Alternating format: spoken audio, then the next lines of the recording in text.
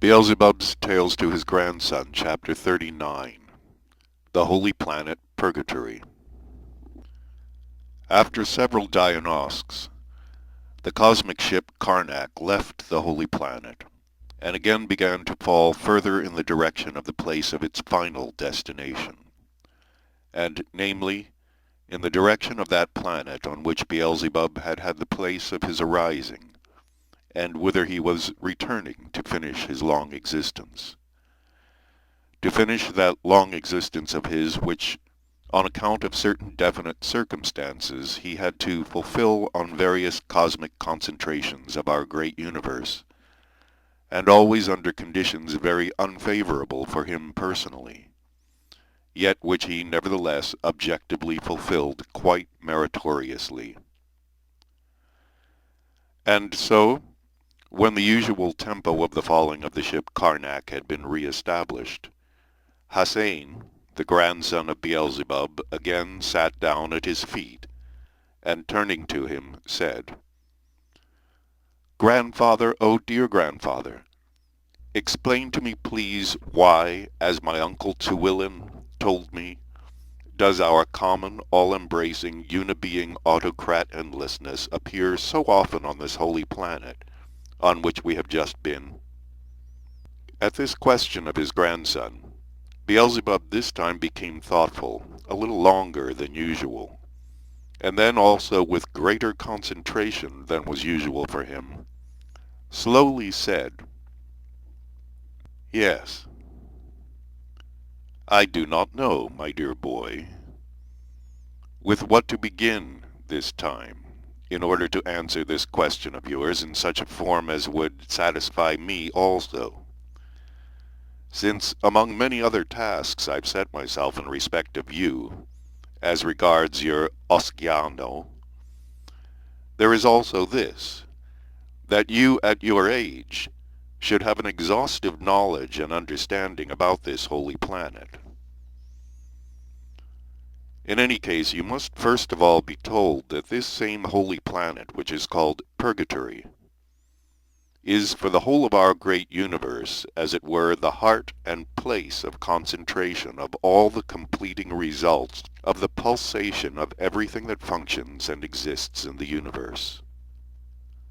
Our common Father Creator Endlessness appears there so often, only because this holy planet is the place of the existence of the, in the highest degree, unfortunate higher being bodies who obtained their coating on various planets of the whole of our great universe. The higher being bodies, who have already merited to dwell on this holy planet, suffer maybe as much as anybody in the whole of our great universe. In view of this, our all-loving, endlessly merciful, and absolutely just Creator Endlessness, having no other possibility of helping these unfortunate higher being bodies with anything, often appears there, so that by these appearances of his he may soothe them, if only a little, in their terrible, inevitable state of inexpressible anguish. This planet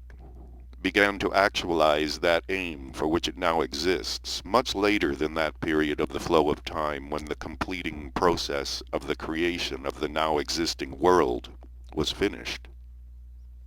In the beginning, all these higher being bodies who at the present time have the place of their existence on this holy planet went direct on to our most holy Son Absolute. But later, when that all-universal calamity, which we call the Chute God Litanical period, occurred in our great universe, then after this terrifying common cosmic calamity, similar higher being bodies who now dwell on this holy planet cease to have the possibility of blending directly with our most holy Son Absolute. Only after this Chute God Litanical period did the necessity appear for such a kind of general universal functioning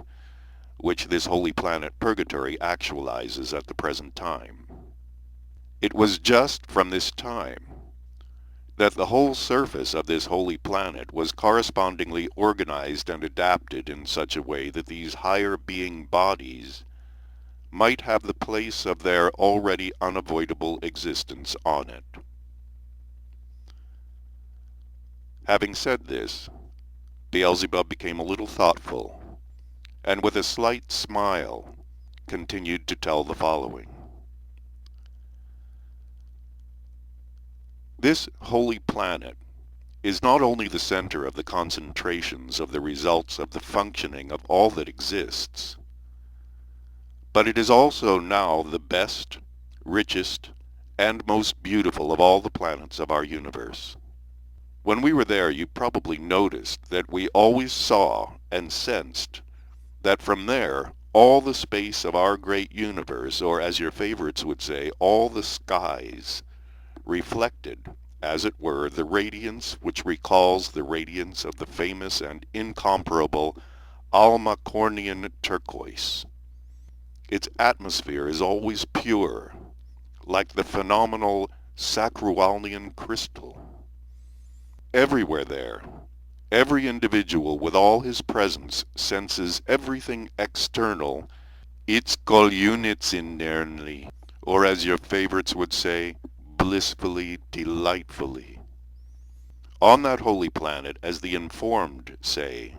of springs alone, both mineral and fresh, which for purity and naturalness are unequaled on any other planet of our universe, there are about 10,000. There from the whole of our universe are gathered the most beautiful and best songbirds, of which, as the informed also say, there are about 12,000 species. And as for the surplanetary formations, such as flowers, fruits, berries, and all others of the same kind, words are inadequate. It can be said that there are collected and acclimatized there almost the whole flora, fauna, and foscalia from all the planets of our great universe. Everywhere on that holy planet, in corresponding gorges, are convenient caves of all kinds of interior forms made partly by nature herself, and partly artificially, with striking views from their entrances. And in these caves, there is everything that can be required for a blissful and tranquil existence, with the complete absence of any essence anxiety whatever in any part of the presence of any cosmic independent individual such as higher being bodies can also become. It is just in these caves that those higher being bodies exist by their own choice, who, owing to their merits, come to this holy planet from the whole of our great universe for their further existence. Besides all I have mentioned, there are also there the very best, in regard to convenience as well as to speed, what are called ego-leonoptes, or as they are still sometimes called, omnipresent platforms. These ego-leonoptes freely move in all directions in the atmosphere of the holy planet at any desired speed, even at that speed in which the second-degree suns of our universe fall. The system of this kind of ego-leonopte was, it seems, invented specially for this holy planet by the famous angel, now already archangel, Herkisyon. Having uttered these last words, Beelzebub suddenly became silent and again deeply thoughtful. And Hassein and Ahun looked at him with surprise and interrogation. After a fairly long time had passed, Beelzebub, shaking his head in a special manner, again turned to Hassein and said, I am just now thinking that it would be very reasonable on my part if to this question of yours why our endlessness so often rejoices this holy planet with his appearance I would answer in such a way so that I could, apropos, explain to you also what I've already several times promised you to explain. That is to say, about the fundamental cosmic laws by which our present world is maintained, and on the basis of which it exists. And this, moreover, should be done, because if both of these questions are taken together, only then will you have all-round material for a complete representation and exhaustive understanding about this holy planet Purgatory, and at the same time learn something more about the three-brained beings who have interested you and who arise on the planet Earth. I wish to give you also now as many clear and detailed explanations as possible concerning this holy planet, as sooner or later you will have to know about this, because every responsible three-brained being of our universe, irrespective of the nature of the causes and place of his arising, and also of the form of his exterior coating, will ultimately have to learn about everything concerning this holy planet. And he must know all this in order to strive to exist in that direction which corresponds just to the aim and sense of existence, which striving is the objective lot of every three-brained being in whom, whatever the causes might be, the germ arises for the coating of a higher being body. And so, my boy, first of all, I must once more, and in great detail, repeat that our endlessness was forced to create the whole world which now exists at the present time. In the beginning, when nothing yet existed, and when the whole of our universe was empty, endless space, with the presence of only the prime source cosmic substance etherokrilno, our present most great and most holy Son Absolute existed alone in all this empty space. And it was on this, then, sole cosmic concentration that our unibeing Creator, with his cherubim and seraphim, had the place of his most glorious being. It was just during this same period of the flow of time that there came to our Creator All-Maintainer the forced need to create our present existing Megalo Cosmos, i.e. our world. From the third most sacred canticle of our cherubim and seraphim, we were worthy of learning that our Creator Omnipotent once ascertained that this same Son Absolute on which he dwelt, with his cherubim and seraphim, was, although almost imperceptibly, yet nevertheless gradually diminishing in volume. As the fact ascertained by him appeared to him very serious, he then decided immediately to review all the laws which maintained the existence of that then still sole cosmic concentration. During this review, our omnipotent Creator for the first time made it clear that the cause of this gradual diminishing of volume of the Son Absolute was merely the hero pass, that is, the flow of time itself. Thereupon, our endlessness became thoughtful, for in his divine deliberations, he became clearly aware that if this hero pass should so continue to diminish the volume of the Son Absolute, then sooner or later it would ultimately bring about the complete destruction of this sole place of his being. And so, my boy, in view of this, our endlessness was then just compelled to take certain corresponding measures, so that from this hero pass, the destruction of our most holy Son Absolute could not eventually occur. Further again, from the sacred canticle of our cherubim and seraphim, but this time the fifth sacred canticle, we were worthy of learning that after this divine ascertainment of his, our endlessness devoted himself entirely to finding a possibility of averting such an inevitable end, which had to occur according to the lawful commands of the merciless Hieropass, and that after his long divine deliberations, he decided to create our present existing Megalo Cosmos. In order that you may more clearly understand how our endlessness decided to attain immunity from the maleficent action of the merciless Hieropass, and of course how he ultimately actualized it all, you must first of all know that before this, the most holy Son Absolute was maintained and existed on the basis of the system called auto-egocrat, i.e., on that principle according to which the inner forces which maintained the existence of this cosmic concentration had an independent functioning, not depending on any forces proceeding from outside, and which were based also on those two fundamental cosmic sacred laws by which at the present time also the whole of our present Megalo Cosmos is maintained, and on the basis of which it exists, and namely, on the basis of those two fundamental primordial sacred cosmic laws called the sacred Heptaparaparshanoch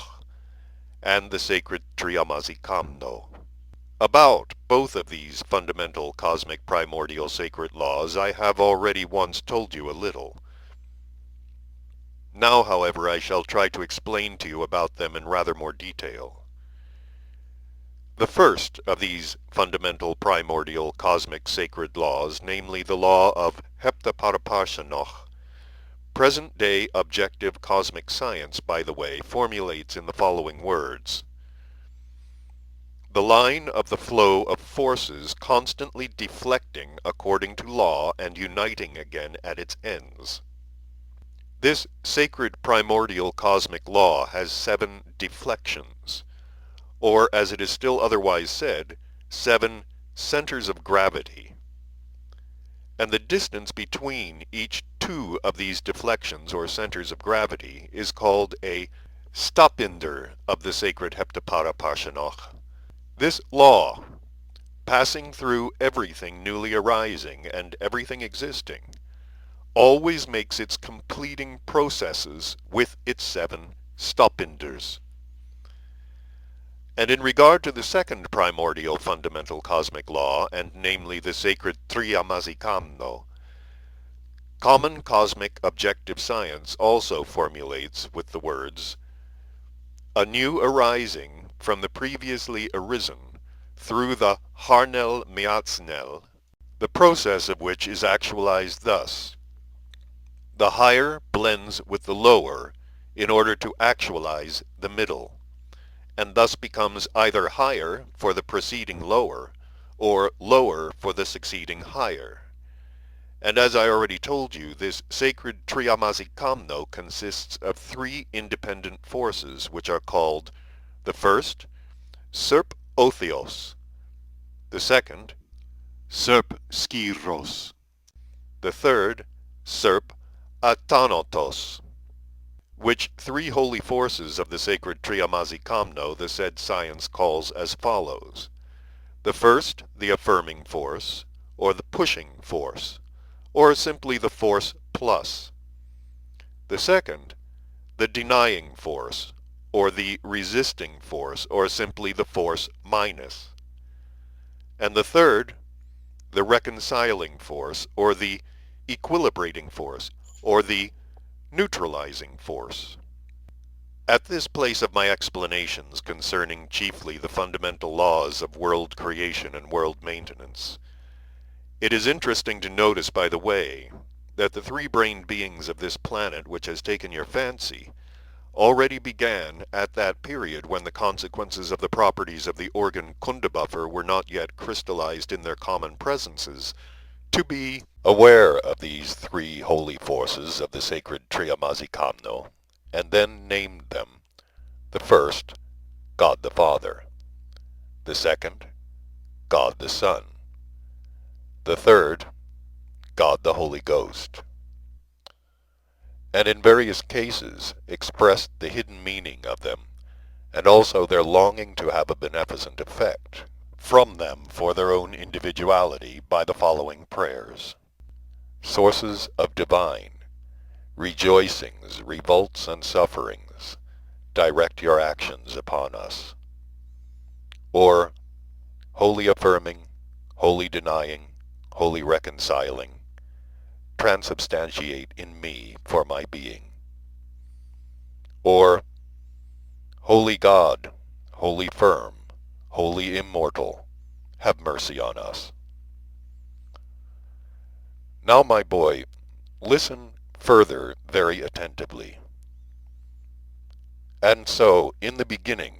as I've already told you, our most holy Son Absolute was maintained by the help of these two primordial sacred laws. But then these primordial laws functioned independently, without the help of any forces whatsoever coming from outside. And this system was still called only the autoegocrat. And so, our all-maintaining endlessness decided to change the principle of the system of the functioning of both of these fundamental sacred laws. And namely, he decided to make their independent functioning dependent on forces coming from outside. And so, in consequence of the fact that for this new system of functioning of the forces which until then maintained the existence of the most holy Son Absolute, there were required, outside of the Son Absolute, corresponding sources in which such forces could arise and from which they could flow into the presence of the most holy Son Absolute. Our almighty endlessness was just then compelled to create our now existing Megalo Cosmos, with all the cosmoses of different scales and relatively independent cosmic formations present in it. And from then on, the system which maintained the existence of the Son Absolute began to be called Trogo Autoegocrat. Our common father, omni-being endlessness, having decided to change the principle of the maintenance of the existence of this then still unique cosmic concentration and sole place of his most glorious being, first of all altered the process itself of the functioning of these two primordial fundamental sacred laws, and he actualized the greater change in the law of the sacred Heptaparapashanoch. These changes in the functioning of the sacred Heptaparapashanoch consisted in this: that in 3 of its stopinders he altered the what are called subjective actions, which had been until then in the stopinders in this respect: that in 1 he lengthened the law conformable successiveness, shortened it in another, and in a third disharmonized it, and namely with the purpose of providing the requisite inherency for receiving for its functioning the automatic affluence of all forces which were near. He lengthened the stopinder between its 3rd and 4th deflections. This same stopinder of the sacred Heptaparapashanoch is just that one which is still called the mechano-coinciding midnelin, and the stopinder which he shortened is between its last deflection and the beginning of a new cycle of its completing process. By this same shortening, for the purpose of facilitating the commencement of a new cycle of its completing process, he predetermined the functioning of the given stopinder to be dependent only upon the affluence of forces obtained from outside through that stopinder from the results of the action of that cosmic concentration itself,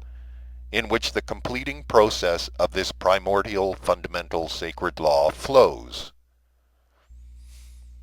And this stopinder of the sacred Heptaparapashanoch is just that one which is still called the intentionally actualized midnel-in,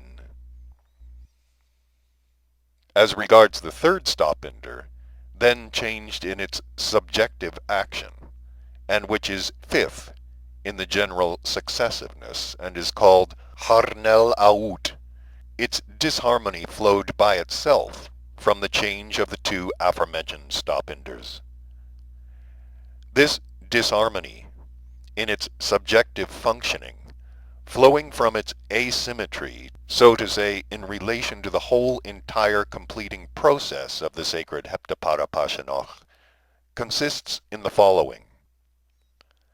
If the completing process of the sacred law flows in conditions, where during its process there are many extraneously caused vibrations, then all its functioning gives only external results. But if this same process proceeds in absolute quiet, without any external extraneously caused vibrations whatsoever, then all the results of the action of its functioning remain within that concentration in which it completes its process. And for the outside, these results only become evident on direct and immediate contact with it. And if, however, during its functioning there are neither of these two sharply opposite conditions, then the results of the action of its process usually divide themselves into the external and the internal. Thus, from that time, the process of actualization began to proceed in the greatest as well as in the smallest cosmic concentrations, with these stopinders of this primordial sacred law of Heptaparapashanoch changed in this way in their subjective actions. I repeat, my boy, try very hard to understand everything that will relate to both these fundamental cosmic sacred laws, since knowledge of these sacred laws, particularly knowledge relating to the particularities of the sacred Heptaparapashanoch, will help you in the future to understand very easily and very well all the second grade and third grade laws of world creation and world existence. Likewise, an all-round awareness of everything concerning these sacred laws also conduces in general to this, that three-brained beings, irrespective of the form of their exterior coating, by becoming capable in the presence of all cosmic factors not depending on them, and arising round about them, both the personally favorable as well as the unfavorable, of pondering on the sense of existence, acquire data for the elucidation and reconciliation in themselves of that what is called individual collision, which often arises in general in three-brained beings from the contradiction between the concrete results flowing from the processes of all the cosmic laws and the results presupposed and even quite surely expected by their what is called sane logic, and thus correctly evaluating the essential significance of their own presence, they become capable of becoming aware of the genuine corresponding place for themselves in these common cosmic actualizations. In short, the transmutation in themselves of an all-round understanding of the functioning of both these fundamental sacred laws conduces to this, that in the common presences of three-brained beings, data are crystallized for engendering that divine property, which it is indispensable for every normal three-brained being to have, and which exists under the name of Semuniranus. Of this your favorites have also an approximate representation, and they call it impartiality. And so, my dear boy, our common Father, Creator, Almighty, having then in the beginning changed the functioning of both these primordial sacred laws, directed the action of their forces from within the most holy Son Absolute into the space of the universe, whereupon there was obtained the what is called emanation of the Son Absolute, and now called Theomertmalogos, or Word God. For the clarity of certain of my future explanations, it must here be remarked that in the process of the creation of the now existing world, the divine willpower of our endlessness participated only at the beginning. The subsequent creation went on automatically, of its own accord, entirely without the participation of his own divine willpower, thanks only to these two changed fundamental primordial cosmic laws.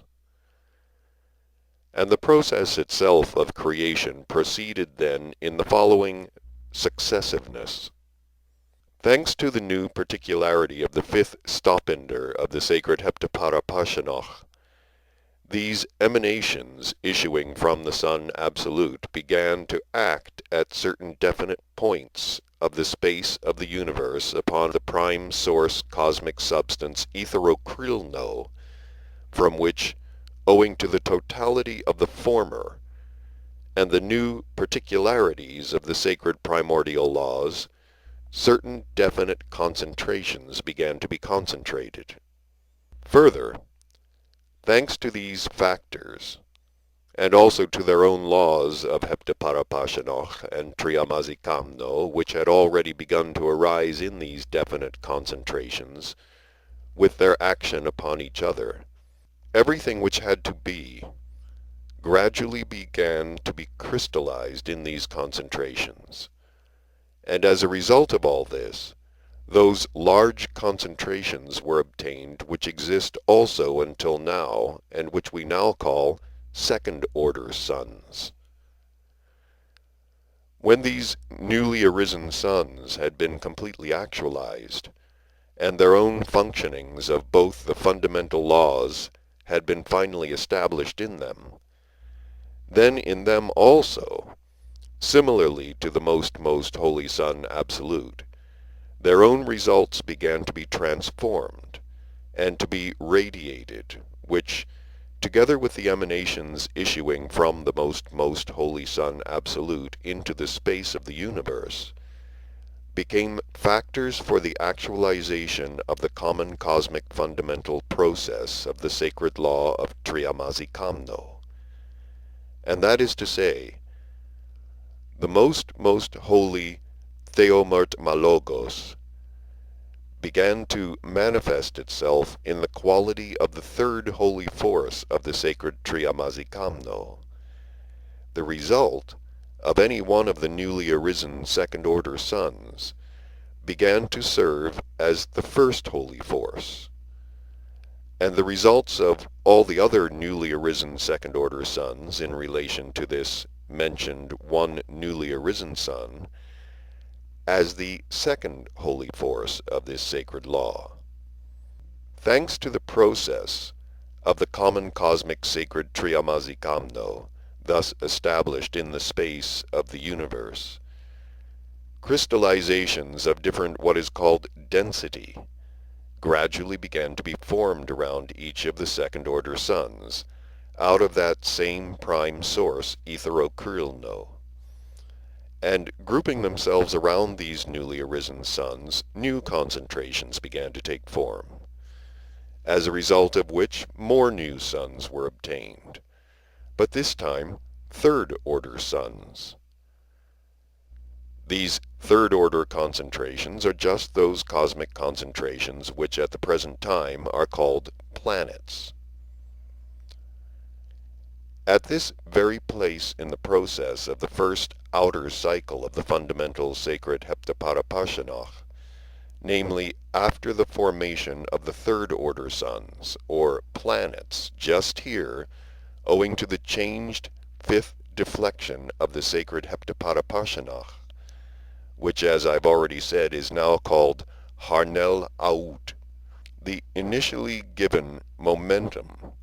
for the fundamental completing process, having lost half the force of its vivifyingness, began in its further functioning to have only half of the manifestations of its action outside itself, and the other half for itself, i.e. for its very own functioning, the consequences of which were that on these last big results, i.e. on these said third-order suns or planets, there began to arise what are called similarities to the already arisen. And as after this, surrounding conditions of actualizations were everywhere established corresponding to the manifestation of the second particularity of the fifth stopinder, of the fundamental sacred heptaparapashanoch. Therefore, from then on, the actualization of the fundamental outer cycle of the sacred heptaparapashanoch ceased, and all the action of its functioning entered forever into the results already manifested by it, and in them there began to proceed its inherent permanent processes of transformation, called evolution and involution. And then, thanks this time to a second-grade cosmic law which is called Litzvertsi, or the aggregation of the homogeneous, there began to be grouped on the planets themselves, from the mentioned relatively independent new formations named similarities to the already arisen, yet other also relatively independent formations. Thanks just to these processes of evolution and involution, inherent in the sacred heptaparapashanoch, there also began to be crystallized and decrystallized in the presences of all the greatest and smallest cosmic concentrations, all kinds of definite cosmic substances with their own inherent subjective properties, and which objective science calls active elements. And all the results of the evolution and involution of these active elements, actualizing the trogoauto-egocratic principle of existence of everything existing in the universe by means of reciprocal feeding and maintaining each other's existence, produce the said common cosmic process, Iraniranumaj, or, as I've already said, what objective science calls common cosmic exchange of substances. And so, my boy,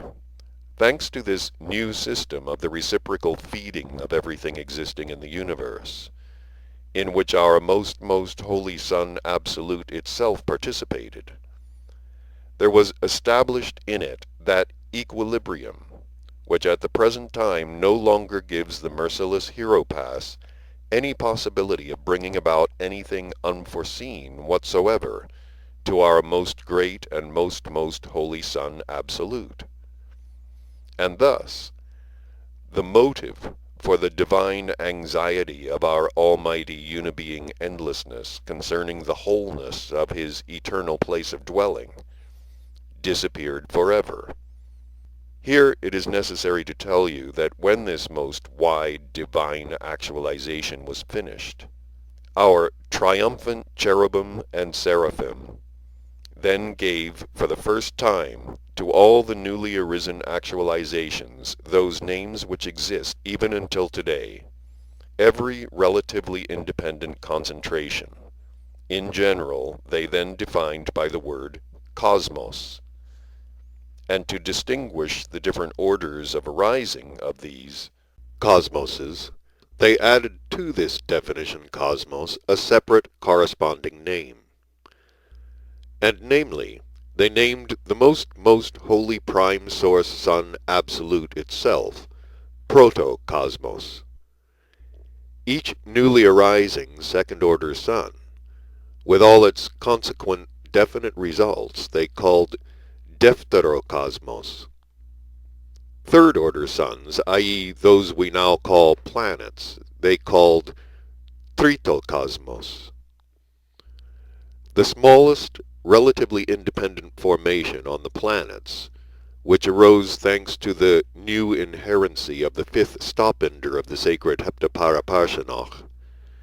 and which is the very smallest similarity to the whole, was called microcosmos. And finally, those formations of the microcosmos, and which also became concentrated on the planets, this time thanks to the second-order cosmic law called mutual attraction of the similar, were named tetartocosmoses. And all those cosmoses, which together compose our present world, began to be called the Megalo Cosmos. And then also our cherubim gave names, also existing until now, to the emanations and radiations issuing from all these cosmoses of different scales, by means of which the process of the most great cosmic trogo-auto-egocrat proceeds. 1. The emanation of the most holy Son Absolute itself they called, as I've already told you, Theomert Malogos, or Word God. 2. The radiation of each separate second-order sun, Mentekith Zoin. 3. The radiation of each planet separately they called Dyna Maum Zoin. 4. That given off by the microcosmoses they called Photooin Zoin. 5. The radiations issuing from the tetartocosmoses they called Chanbledzoin. 6. The radiations of all the planets together of any solar system they called Astroluolucizoin. 7. The common radiations of all the newly arisen second-order suns taken together they called Polorotheopal. And all the results issuing from all the cosmic sources, great and small, taken together, were also then named by them the common cosmic Ansan Baluiazar. It is interesting to remark that concerning this common cosmic Ansan Baluiazar, present-day objective science has also the formulation, everything issuing from everything, and again entering into everything. Independent names were then given also to all the, as they are called, temporarily independent crystallizations, arising in each of the innumerable cosmoses by the evolutionary and involutionary processes of these fundamental sacred laws. I shall not enumerate the names of the large number of these independent centers of gravity, which become crystallized in all separate cosmoses,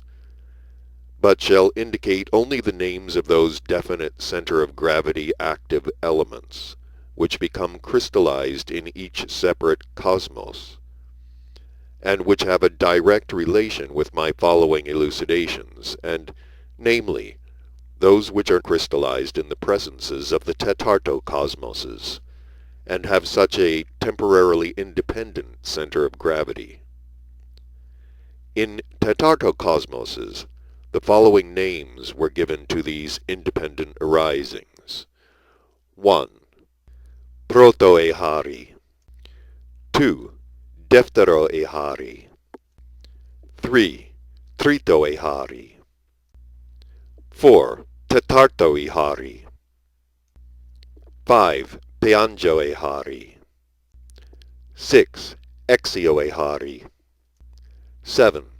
Resulzarian. And now, my boy, after everything I have elucidated to you, we can return to the question why and how higher being bodies, or as your favorites name them, souls, began to arise in our universe, and why our unibeing Common Father turned his divine attention particularly to just these cosmic arisings. The point is that when the common cosmic harmonious equilibrium had become regularized and established in all those cosmoses of different scales, then in each of these tetartocosmoses, i.e. in each separate relatively independent formation of the aggregation of microcosmoses, which had its arising on the surface of the planets, the surrounding conditions on the surface of which accidentally began to correspond to certain data present in these cosmoses, owing to which they could exist for a certain period of time without what is called secruano, i.e. without constant individual tension. The possibility appeared of independent automatic moving from one place to another on the surface of the given planets. And thereupon, when our common Father Endlessness ascertained this automatic moving of theirs, there then arose for the first time in him the divine idea of making use of it as a help for himself in the administration of the enlarging world. From that time on he began to actualize everything further for these cosmoses in such a direction that the inevitable what is called okrualno, i.e. the periodic repetition in them of the completing process of the sacred heptaparapashanoch, might be accomplished in such a way that under conditions of a certain kind of change in the functioning of the common presences of some of these tetartocosmoses, there might be transformed and crystallized, besides the crystallizations which had to be transformed for the purpose of the new common cosmic exchange of substances, also those active elements from which new independent formations might be coded in them themselves, with the inherent possibility of acquiring individual reason. That this idea first arose just then in our endlessness, we can also see from the words of that sacred canticle, with which at the present time at all divine solemnities our cherubim and seraphim extol the marvelous works of our Creator. Before continuing to relate further how this was actualized, it is necessary to tell you that the functioning of the mentioned common cosmic Iraniranumage is harmonized in such a way that all the results obtained from transformations in different cosmoses localize themselves together, according to what is called qualitativeness of vibrations. And these localizations penetrate everywhere throughout the universe and take a corresponding part in planetary as well as in surplanetary formations, and generally have as the temporary place of their free concentration the what are called atmospheres, with which all the planets of our Megalo Cosmos are surrounded, and through which connection is established for the common cosmic Iraniranumage. And so, the further results of this divine attention in respect of the mentioned tetartocosmoses consisted in this, that during their serving as apparatuses for the most great cosmic Trogoautoegocrat,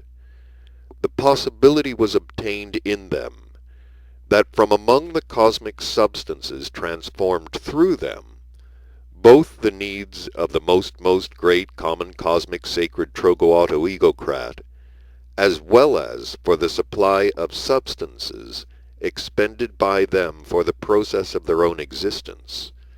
and composed exclusively of cosmic crystallizations which are derived from the transformations of that planet itself, on which the given tetartocosmoses arose, such results began to be obtained in their common presences under the mentioned conditions as proceed from cosmic sources of a higher order, and consequently composed of what are called vibrations of greater vivifyingness. Now, from such cosmic results, exactly similar forms began to be coded in their common presences, at first from the cosmic substances mentikitzoin, i.e. from the substances transformed by the sun, and by other planets of that solar system within the limits of which the given tetartocosmoses had the place of their arising, and which cosmic substances reach every planet through the radiations of the said cosmic concentrations. In this way, the common presences of certain tetartocosmoses began beforehand to be composed of two different independent formations arisen from two entirely different cosmic sources, and these began to have a joint existence, as if one were placed within the other. And so, my boy, when similar coatings of previously coated tetartocosmoses were completed and began to function correspondingly, then from that time on, they ceased calling them tetartocosmoses and began to call them beings,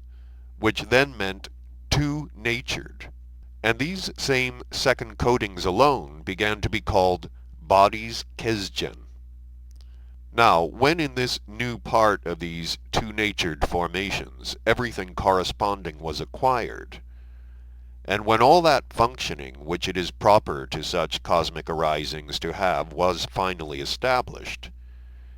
then these same new formations, in their turn, on exactly the same basis as in the first case, and also under the conditions of a certain kind of change of functioning, began to absorb and assimilate into themselves such cosmic substances as had their arising immediately from the most holy Theomert Malogos, and similarities of a third kind began to be coded in them, which are the higher sacred parts of beings, and which were now called higher being bodies. Further, when their higher being bodies were finally coded, and all the corresponding functions had been acquired in them, and chiefly when it became possible for the data for engendering the sacred function named objective reason to become crystallized in them,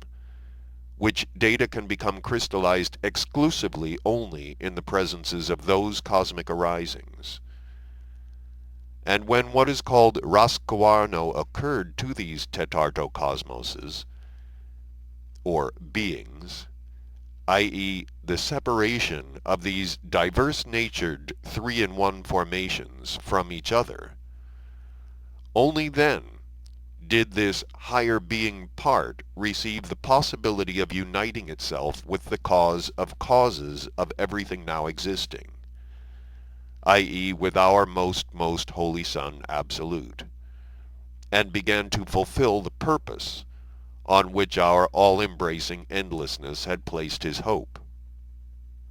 Now, it is necessary to explain to you in more detail in what successiveness this first sacred Rasquarno then occurred to these first tetartocosmoses, and how it occurs also now to the, as they are called, three-brained beings. At first, on the planet itself, the second being body, i.e. the body Kesgen, together with the third being body, separate themselves from the fundamental planetary body, and leaving this planetary body on the planet, rise both together to that sphere where those cosmic substances, from the localizations of which the body Kesgen of a being arises, have their place of concentration. And only there, at the end of a certain time, does the principal and final sacred Rasquarno occur to this two-natured arising, after which such a higher being part indeed becomes an independent individual with its own individual reason. Previously, i.e. before the Chute God Latanical period, this sacred cosmic actualization was only after this second process of the sacred Rasquarno either thought worthy of uniting with the presence of our most holy Son Absolute, or went into other cosmic concentrations where such independent holy individuals were needed. And if at the moment of the approach of the final process of the sacred Rasquarno, these cosmic arisings had not yet attained to the acquired gradation of reason of the sacred scale of reason, then this higher being part had to exist in the said sphere until it had perfected its reason to the required degree. It is impossible not to take notice here of that objective terror which occurs to the already risen higher being parts, who, owing to all the results in new cosmic processes unforeseen from above, have not yet perfected themselves up to the necessary gradations of reason. The point is that according to various second-grade cosmic laws, the being body Kesdjan cannot exist long in this sphere, and at the end of a certain time, this second being part must decompose, irrespective of whether the higher being part existing within it had by that time attained the requisite degree of reason, or in view of the fact that as long as the higher being part does not perfect its reason to the requisite degree, it must always be dependent upon some Kesdjanian arising or other. Therefore, immediately after the second sacred Raskoarno, every such still unperfected higher being body gets into a state called Tekgekna, or searching for some other similar two-natured arising corresponding to itself, so that when the higher part of this other two-natured arising perfects itself to the required degree of reason, and the final process of the sacred Raskoarno occurs to it, and the speedy disintegration of its Kesdjan body is not yet clearly sensed, this higher being body might instantly enter this other body Kesdjan, and continue to exist in it for its further perfection,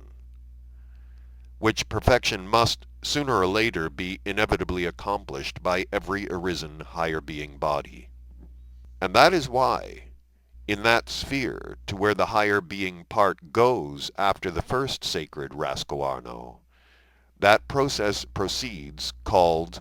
Okipalevnian exchange of the external part of the soul, or exchange of the former being body Kesdjan. Here you might as well be told that your favorites also have, as it were, a similar representation about the Okipalevnian exchange, and they have even invented a very clever name for it, namely metempsychosis, or reincarnation. And that branch of their famous science, which in recent centuries has been created around this question, also gradually became, and at the present already is, one of those minor maleficent factors, the totality of which is gradually making their reason, already strange enough without this, always more and more, as our dear Mullah Nasruddin would say, Shurum Morumnian, according to the fantastic branch of this theory of their science now called spiritualism. They suppose, among other things, that each of them already has a higher being part, or as they call it, a soul, and that a transmigration must be occurring the whole time to this soul, i.e., something of the kind of this same Okipalevnian exchange of which I have just spoken. Of course, if these unfortunates would only take into consideration that according to the second-grade cosmic law called Teniktoa, or law of gravity, this same being part, if in rare cases it does happen that it arises in them, instantly rises after the first Raskoarno of the being, or as they express it, after the death of the being, from the surface of their planet. And if they understood that the explanations and proofs given by this branch of their science of all sorts of phenomena which proceed, as it were, among them there thanks to those fantastic souls of theirs, were only the fruits of their idle fancy, then they would already realize that everything else proved by this science of theirs is also nothing else but Mullah Nasruddin's twaddle. Now, as regards the first two lower being bodies, namely the planetary body and the body Kesdjan, then, after the first sacred Raskoarno of a being, his planetary body being formed of microcosmoses, or of crystallizations transformed on the planet itself, gradually decomposes and disintegrates there on that same planet, according to a certain second-grade cosmic law called, again, Tarno-Toltur, into its own primordial substances from which it obtained its arising. As regards the second being body, namely the body Kesdjan, this body, being formed of radiations of other concentrations of the tritocosmoses, and of the sun itself, of the given solar system, and having entered after the second process of the sacred Ras Kuarno into the sphere just mentioned, also begins gradually to decompose, and the crystallizations of which it is composed go in various ways into the sphere of its own primordial arisings. But the higher being body itself, being formed of crystallizations received directly from the sacred Theomertmalogos into the solar system within the limits of which the being arises, and where his existence proceeds, can never decompose.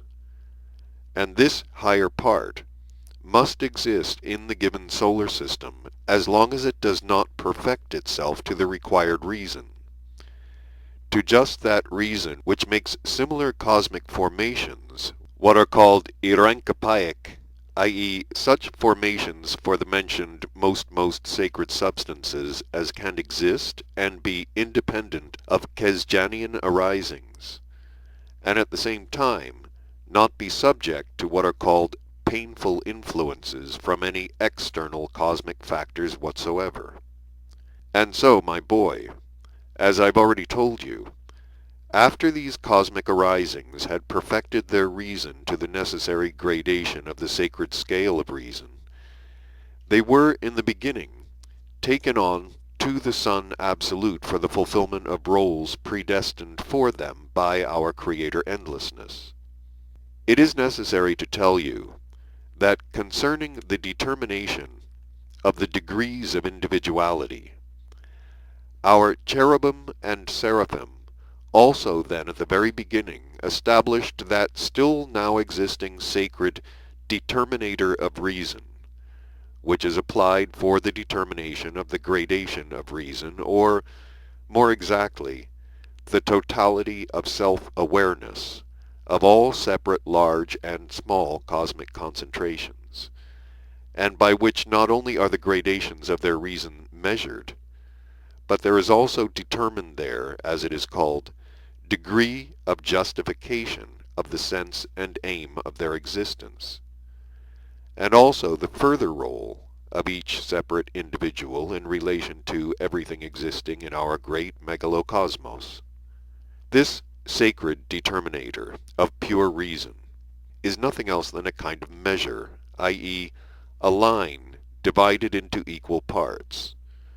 One end of this line is marked as the total absence of any reason, i.e., absolute, firm, calm, and at the other end there is indicated absolute reason, i.e., the reason of our incomparable Creator Endlessness. In this place I think it might as well be explained to you further about the various kinds of sources present in the common presences of all three-brained beings for the manifestation of being reason. In every three-brained being in general, irrespective of the place of his arising and the form of his exterior coating, there can be crystallized data for three independent kinds of being mentation, the totality of the engendered results of which expresses the gradation of his reason. Data for these three kinds of being reason are crystallized in the presence of each three-brained being depending upon how much, by means of the being particle duty, the corresponding higher being parts are coated and perfected in them, which should without fail compose their common presences as a whole. The first highest kind of being reason is the pure or objective reason, which is proper only to the presence of a higher being body, or to the common presences of the bodies themselves of those three-brained beings in whom this higher part has already arisen and perfected itself. And then, only when it is the what is called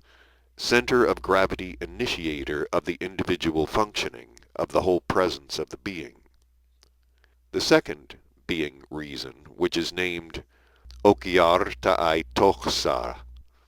can be in the presences of those three-brained beings, in whom their second being body question is already completely coated and functions independently.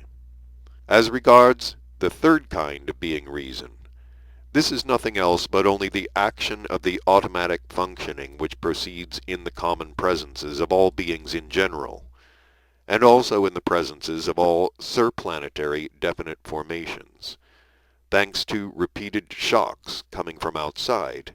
which evoke habitual reactions from the data crystallized in them corresponding to previous accidentally perceived impressions.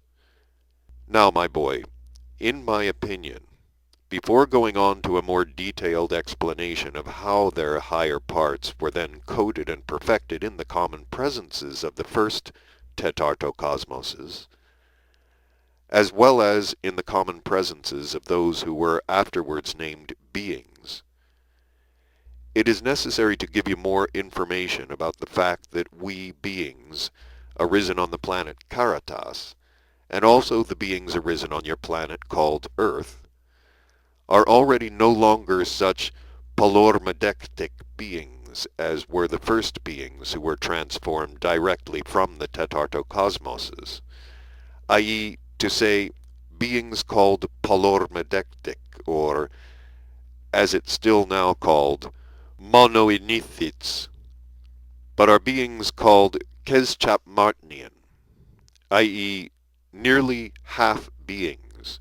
owing to which the completing process of the sacred Heptaparapashanok does not proceed at the present time through us, or through your favorites, the three-brained beings of the planet Earth, exactly as it proceeded in them. And we are such Keschapmartnian beings because the last fundamental stopinder of the sacred Heptaparapashanok, which at the present time almost all the beings of the Megalo Cosmos called the sacred Ashagi Protoihari, is not in the centers of those planets upon which we arise, as it occurs in general in the majority of the planets of our great Megalo Cosmos, but is in the centers of their satellites, which for our planet Caritas is the little planet of our solar system, which we call Pernochpayoch, and for the planet Earth, its former fragments, now called the Moon and Anulios. Thanks to this, the completing process of the sacred Heptaparapashanok for the continuation of the species, for instance, proceeds not through one being, as it proceeded with the tetartocosmoses, but through two beings of different sexes, called by us activus and passivus, and on the planet Earth, man and woman. I might say here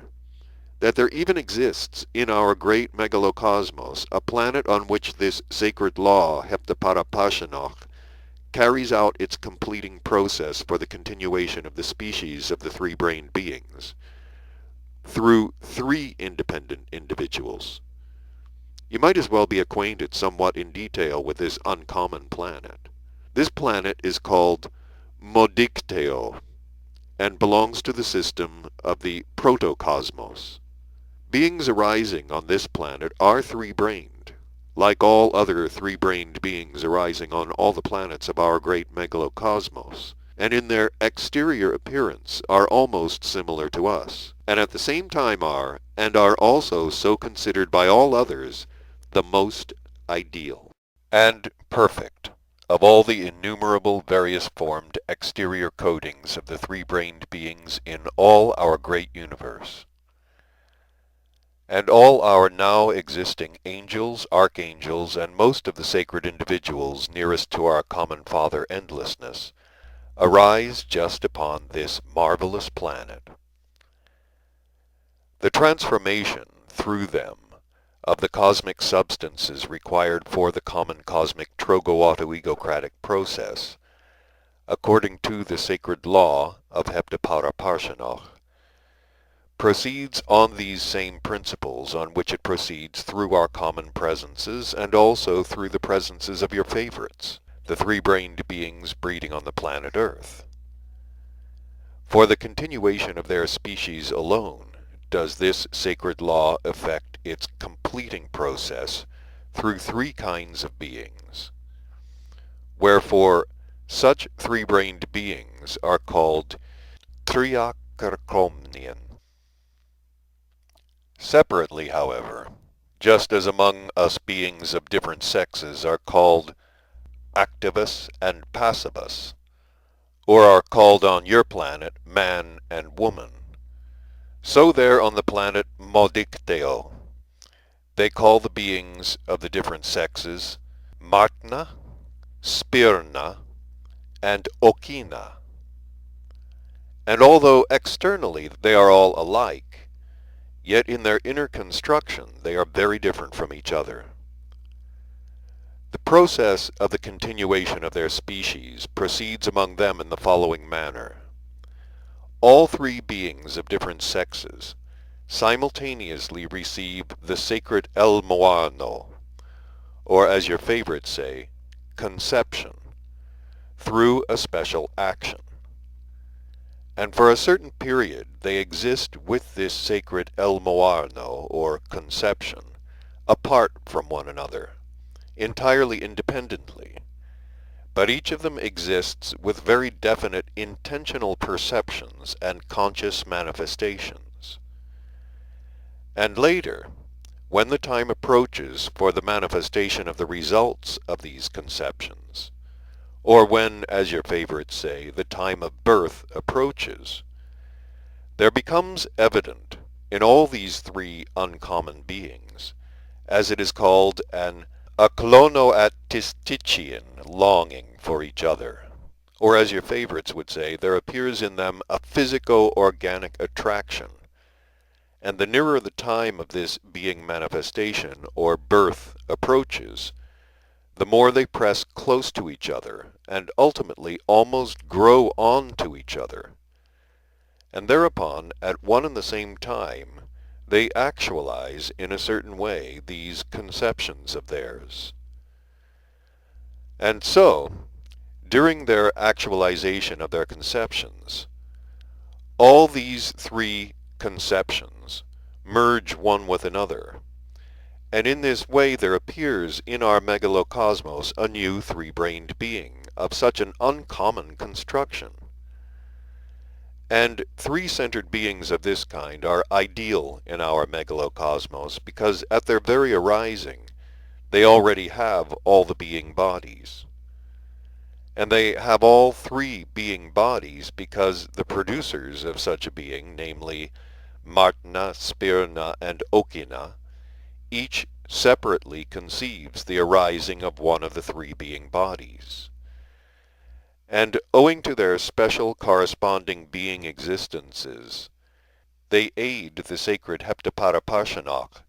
to form the given being body in themselves to perfection, and afterwards, at the moment of appearance, merge it with the other bodies into one. Note, by the way, my boy,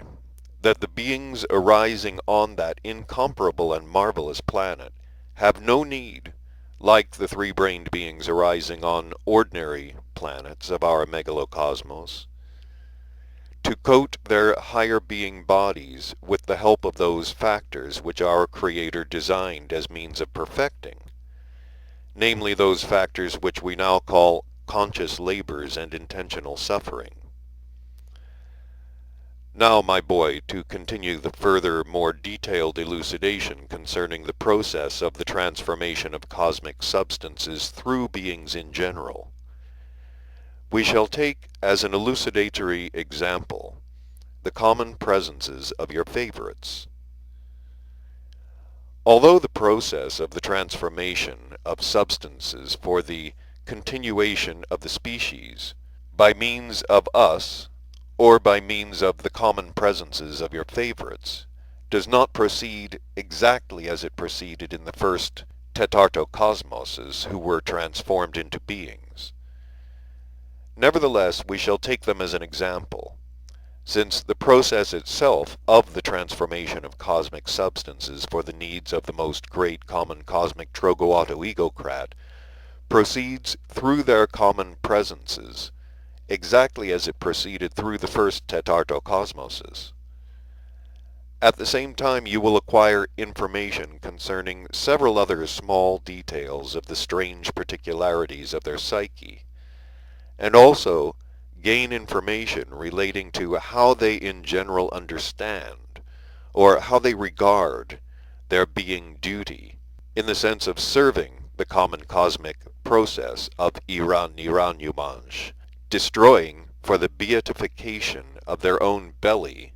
every kind of law conformable foreseeing actualization for the welfare of the whole Megalo Cosmos. As for those particularities of the transformation of cosmic substances, thanks to which the continuation of the species of different beings at the present time proceeds differently, for the present I will say only this, that the cause depends on the place of concentration of the sacred Ashagi Protoehari, i.e., on the place of concentration of those cosmic substances which are the results of the last stopinder in the common cosmic Ansan Baluazar. Now, my boy, I shall begin by repeating. All your favorites, even the contemporary, are, like us, and like all the other three-centered beings of our megalocosmos, such apparatuses for the great cosmic trogoauto-egocrat, just as the tetartocosmoses were, from whom arose the first ancestors of the now existing beings, as well as the beings now existing everywhere. And through each of them, the cosmic substances arising in all seven stopinders of the sacred Heptaparapashanoch could be transformed, and all of them, again even the contemporary, besides serving as apparatuses for the most great cosmic trogoauto-egocrat, could have all possibilities for absorbing from those cosmic substances which are transformed through them what is corresponding for the coating and for the perfecting in them of both higher being bodies. Because each three-brained being arisen on this planet of yours represents in himself also in all respects, just as every three-brained being in all our universe, an exact similarity of the whole megalocosmos. The difference between each of them and our common great megalocosmos is only in scale. Here you should know that your contemporary favorites very often use a notion taken by them from somewhere. I do not know whether instinctively, emotionally, or automatically, and expressed by them in the following words. We are the images of God. These unfortunates do not even suspect that of everything known to most of them concerning cosmic truths, this expression of theirs is the only true one of them all. And indeed, each of them is the image of God, not of that God which they have in their bobtailed pictures, but of the real God, but which word we sometimes still call our common megalocosmos. Each of them, to the smallest detail, is exactly similar, but of course in miniature, to the whole of our megalocosmos, and each of them there are all of those separate functionings, which in our common megalocosmos actualize the cosmic harmonious Iranuranumanj, or exchange of substances, maintaining the existence of everything existing in the megalocosmos as one whole. This same expression of theirs, we are the images of God, can here serve us as a very good additional illustration in explanation of how far what is called perceptible logic, or, as it is sometimes still said, Alnofnian mentation, is already distorted in them. Although this expression, corresponding to the truth, exists there among them, yet concerning the consideration of its exact sense, as in general concerning every short verbal formulation, they at best always express with their strange short-sighted mentation. Even if they should wish with their whole common presence actively and sincerely to reveal their inner representation and essential understanding of this expression of theirs, something as follows: good. If we are images of God, that means God is like us and has an appearance also like us. And that means our God has the same mustache, beard, nose as we have, and he dresses also as we do. He dresses as we do doubtless because, like us, he is also very fond of modesty. It was not for nothing that he expelled Adam and Eve from paradise, only because they lost their modesty and began to cover themselves with clothes. In certain of the beings there, particularly of recent times, their being Amnofnian mentation, or perceptible logic, has already become such that they can very clearly see this same God of theirs in their picturings, almost with a comb sticking out of his left vest pocket, with which he sometimes combs his famous beard. Such a super-peculiar being Amnofnian mentation about their God proceeded in your favorites chiefly from the Hasnamussian manifestations of those learned beings who, you remember, I have already told you, assembled in the city of Babylon, and collectively began to invent various maleficent fictions concerning their God, which were afterwards, by chance, widely spread everywhere on that ill-fated planet. And in view of the fact that that period coincided with the time when the three-brained beings there began to exist, particularly Selzelniwalno, i.e., particularly passively, in the sense of the being efforts proper to three-brained beings, therefore these maleficent inventions were thoroughly absorbed and appropriated by the beings. And afterwards, in their transmission from generation to generation by inheritance, they gradually began to be crystallized into such monstrous logic-nesterian materials, with the result that in their psyche of the contemporary three-brained beings there began to proceed such an already exceptionally distorted being Amnofnian mentation. And the reason that they picture their God to themselves, just with a long beard, was due to the fact that then,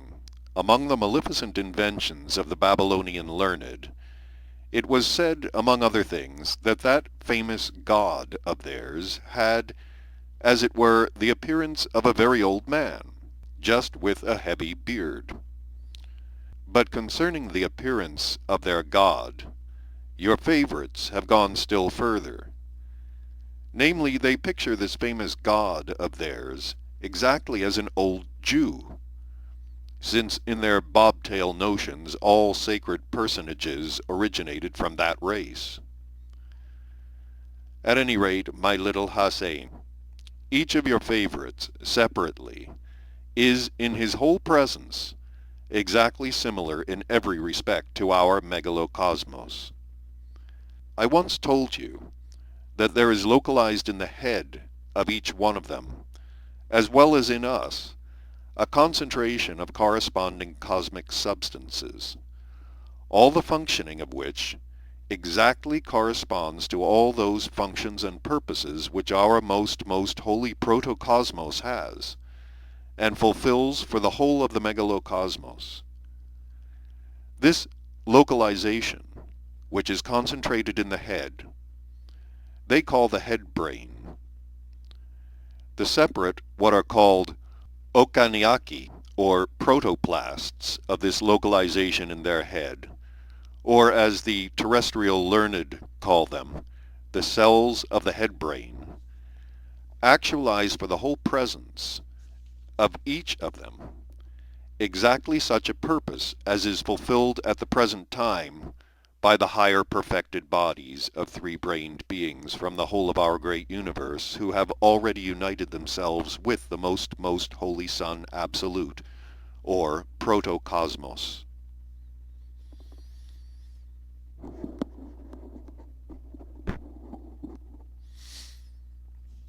When these higher parts of three-brained beings, who are perfected up to the corresponding gradation of objective reason, get there, they fulfill precisely that function of the okaniaki, or cells of the headbrain, for which function, as I've already said, our unibeing common Father Endlessness condescended at the creation of the now existing world to decide to use for the future those coatings who obtain independent individuality in the tetartocosmoses as an aid for himself in the administration of the enlarging world. Further, in each of them, in their what is called vertebral column, another concentration was localized called there the spinal marrow, in which there are precisely those what are called denying sources, which actualize in their functionings in relation to the parts of the headbrain, just such fulfillments as the second-order newly arisen sons of the Megalo Cosmos actualize in relation to the most holy Proto-Cosmos. It must, without fail, be noticed that in former epochs there on your planet, your favorites knew something about the separate particular functionings of the parts of their spinal marrow, and they even knew and adopted various mechanical means for action upon corresponding parts of this spinal marrow of theirs, during those periods when some disharmony or other appeared in their, as they express it, psychic state. But the information relating also to this kind of knowledge gradually evaporated, and although your contemporary favorites know that certain particular concentrations are in this spinal marrow of theirs, yet, of course, they have not the slightest notion for what function they were designed by great nature, and in most cases simply name them brain nodes of their spinal marrow. Well then, just these separate brain nodes of their spinal marrow are the sources of denial in relation to the separate shades of affirmation in their head brain, precisely as the separate second-order sons are the sources of the various shades of denial in relation to the various shades of affirmation of the most holy Proto-Cosmos. And finally, just as in the Megalo Cosmos, all the results obtained by the flow of the fundamental process of the sacred Heptaparapashanoch from the affirmation of the most holy Proto-Cosmos, and from the various shades of denial of the newly created sons, began to serve thereafter as a reconciling principle for everything newly arising and already existing, so that in them also there is a corresponding localization for the concentration of all results obtained from the affirmation of the head brain and from all the shades of denial of the spinal marrow, which results afterwards serve as a regularizing or reconciling principle for the functionings of the whole common presence of each of them. Concerning the place of concentration of this localization, which serves the common presences of terrestrial three-brained beings as a regularizing or reconciling principle, it must be noticed that in the beginning, these three-brained beings of the planet Earth who have taken your fancy also had this third concentration, similar to us, in the form of an independent brain localized in the region of their what is called breast. But from the time when the process of their ordinary being existence began particularly sharply to change for the worse, then nature there, by certain causes flowing from the common cosmic trogoauto-egocratic process, was compelled, without destroying the functioning itself of this brain of theirs, to change the system of its localization. That is to say, she gradually dispersed the localization of this organ, which had had its concentration in one place in them, into small localizations over the whole of their common presence, but chiefly in the region of what is called the pit of the stomach. The totality of these small localizations in this region they themselves at the present time call the solar plexus, or the complex of the nodes of the sympathetic nervous system. And in those nervous nodes scattered over the whole of the planetary body, there are accumulated at the present time all the results obtained from the affirming and denying manifestations of their headbrain and spinal marrow. And these results,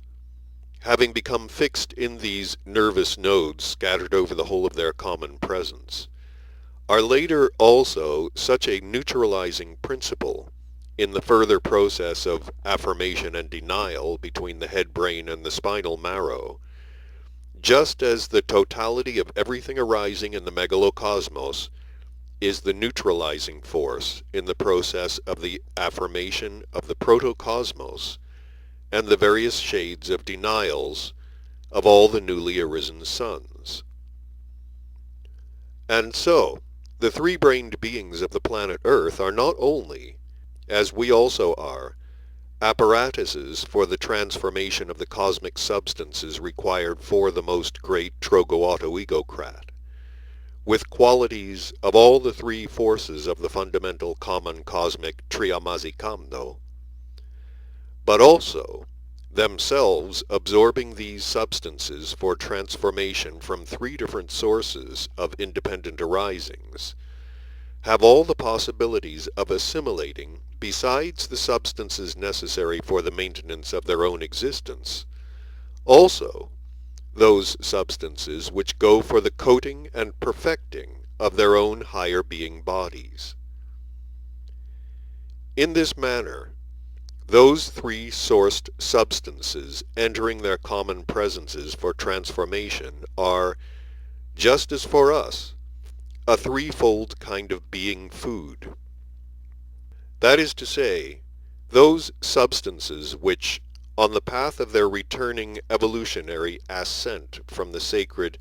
Ashagi Protoihari, i.e. from the last stop-ender of the fundamental sacred Heptaparapashanoch, toward the most holy protocosmos, were transmitted with the aid of their own planet itself into definite higher corresponding surplanetary formations, and enter into them for further transformation as their first being food, which is their ordinary food and drink. But those second-sourced substances, which being obtained from the transformation of their own sun, and of all the outer planets of their own solar system, and which entered the atmosphere of their planet through the radiations of the latter, enter into them again, just as into us, also for further evolutionary transformation as the second being food, which is their, as they there say, air, by which they breathe. And these substances in their air just serve for the coating and maintenance of the existence of their second being bodies. And finally, the first sourced substances, which for them as well as for us are a third kind of being food, serve both for the coating and for the perfecting of the higher being body itself. Well then, It was in relation to those sacred cosmic substances that those sorrowful results occurred among your unfortunate favorites, which flowed and still continue to flow from all the abnormalities established by them themselves in the ordinary process of their being existence. Although the substances also of this higher being food continue to enter into them also until now, yet they enter particularly into the beings of the present time, already only spontaneously, quite without the participation of their cognized intention, and only as much as is required for the transformations proceeding through them necessary for the purposes of the common cosmic trogo-autoegocratic harmony, and for the automatic continuation of their species demanded by nature. When the abnormal conditions of ordinary being existence were finally fixed there, in consequence of which there appeared from their essence both the instinctive and the intentional striving for perfecting,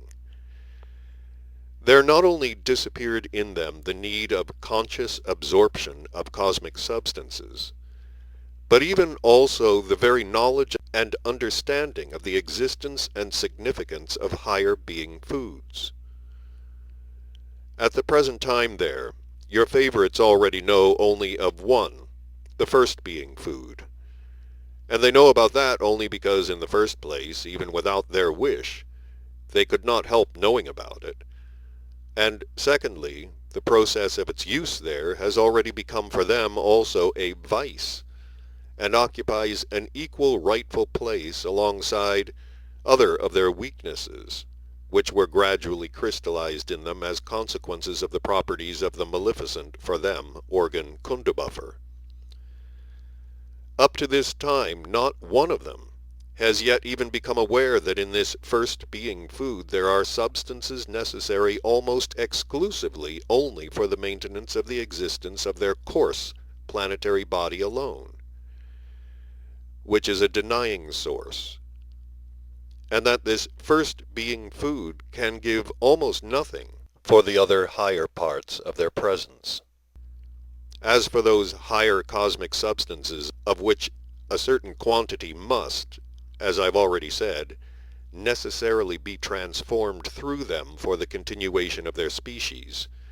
and for the maintenance of the general harmony of the common cosmic ensemble, your favorites at the present time have no need at all to trouble their inner god self-calming about it, since this is already done in them, as I've already said, quite spontaneously without the participation of their own cognized intention. It is interesting, however, to notice that in the beginning,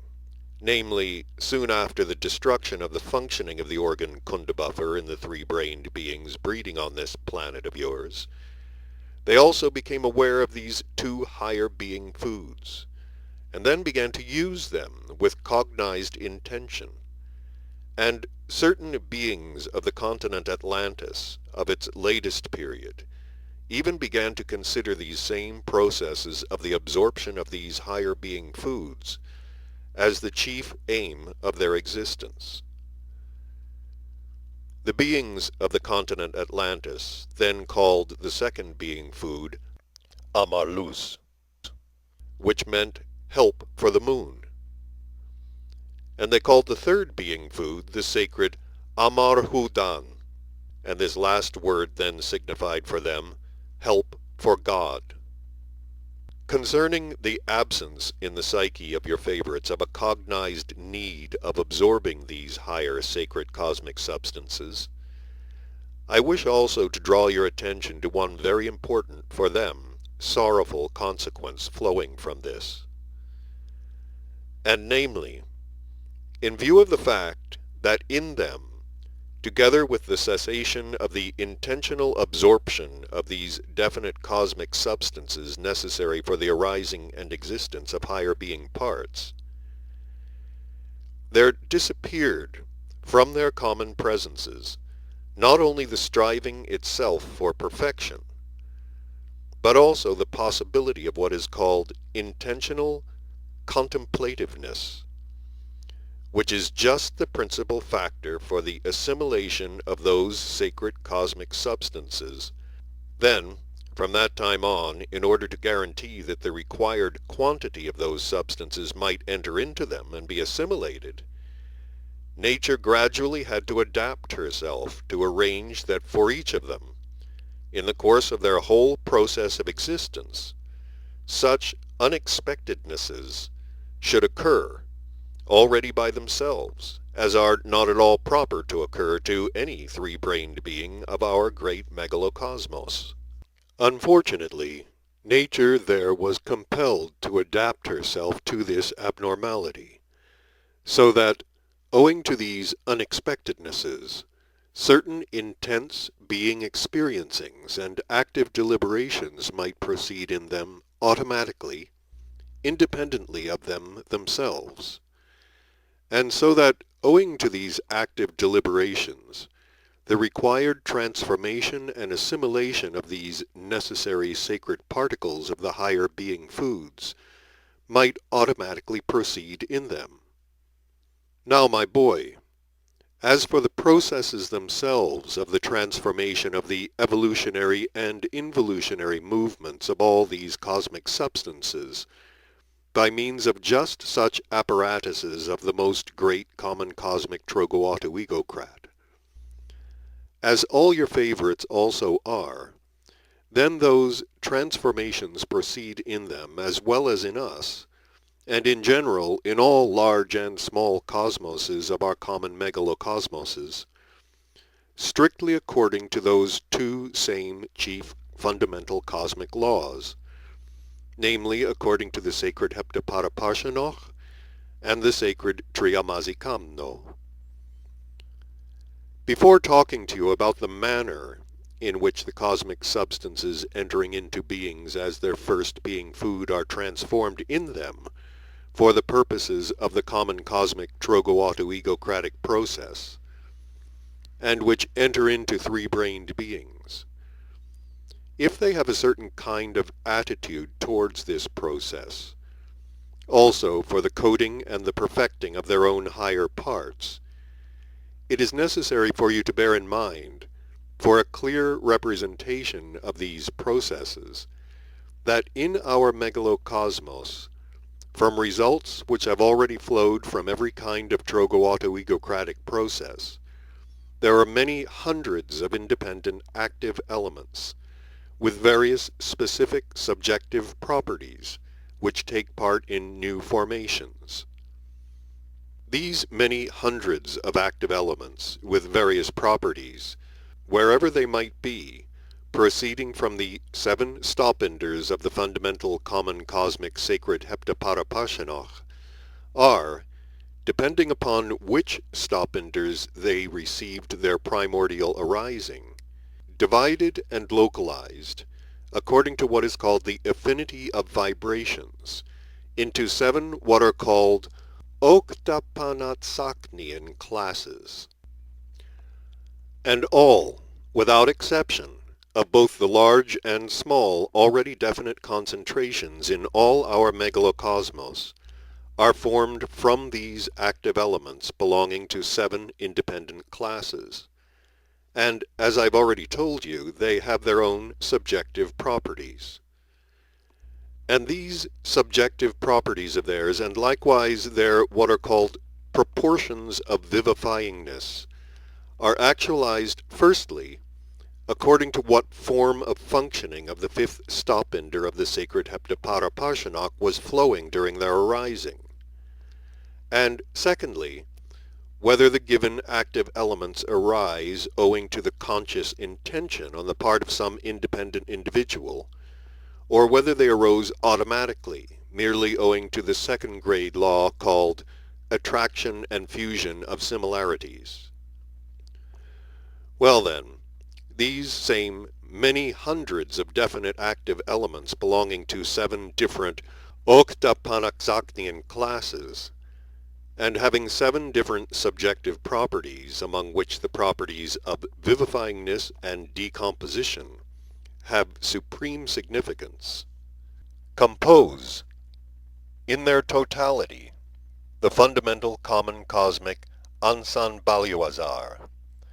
by which the most great cosmic Drogoauta-Egocrat is actualized, the true savior from the law-conformable action of the merciless hero pass. It is necessary to tell you also that the first appearance of every kind of concentration from the etherokrilno, which is found everywhere in the universe owing to the second grade cosmic law, the attraction and fusion of similarities proceeds in the following manner. If particles of etherokrilno, which are already found in the different spheres of all 7 stop-enders of the fundamental common cosmic Ansan Baluazar, collide for some reason or another, they begin the arising of all kinds of crystallizations, which do not yet have any subjective properties. And furthermore, if these particles of etherokrilno fall for some reason or other into conditions where a process of Harnell-Miatznell proceeds, they fuse into one, and owing to what are called complexion vibrations acquired in them are transformed into active elements already with definite specific properties. And if thereafter these already definite active elements with their own specific subjective properties enter into other processes of Harnell-Miatznell, which have other conditions, they again fuse with each other according to the same law of affinity of vibrations, and thus acquiring other properties are transformed into active elements of another Oktapanatsaknian class, and so on and so forth. And that is why there are, in our Megalo Cosmos, so many independent active elements with their different specific subjective properties. And if now, my boy, you satisfactorily grasp the succession of the process of transformation of cosmic substances by means of being apparatuses, into which these cosmic substances enter as first being food, then at the same time you will approximately understand everything concerning the chief particularity of the sacred law of Heptaparapashanoch, as well as the processes of evolution and involution of the other higher being foods. When these evolving active elements, in their returning ascent from the last stop-ender of the fundamental common cosmic sacred Heptaparapashanoch, enter into the common presences of being apparatuses as their first being food, they begin already from the mouth itself, with the help of the process of the second grade law, Harnell-Miatznell, that is, owing to mixture and fusion, according to the affinity of vibrations with the active elements which have already evolved in the presences of the beings, and have acquired vibrations corresponding to the subsequent stop-enders of the being Heptaparapashanoch, to be gradually changed, and are transmuted this time in the stomach of the beings into definite active elements named being protoehari, which correspond in their vibrations to the ascending fourth stop-ender of the fundamental common cosmic Heptaparapashanoch. From there, this totality, which has the gravity center vibration of being protoehari,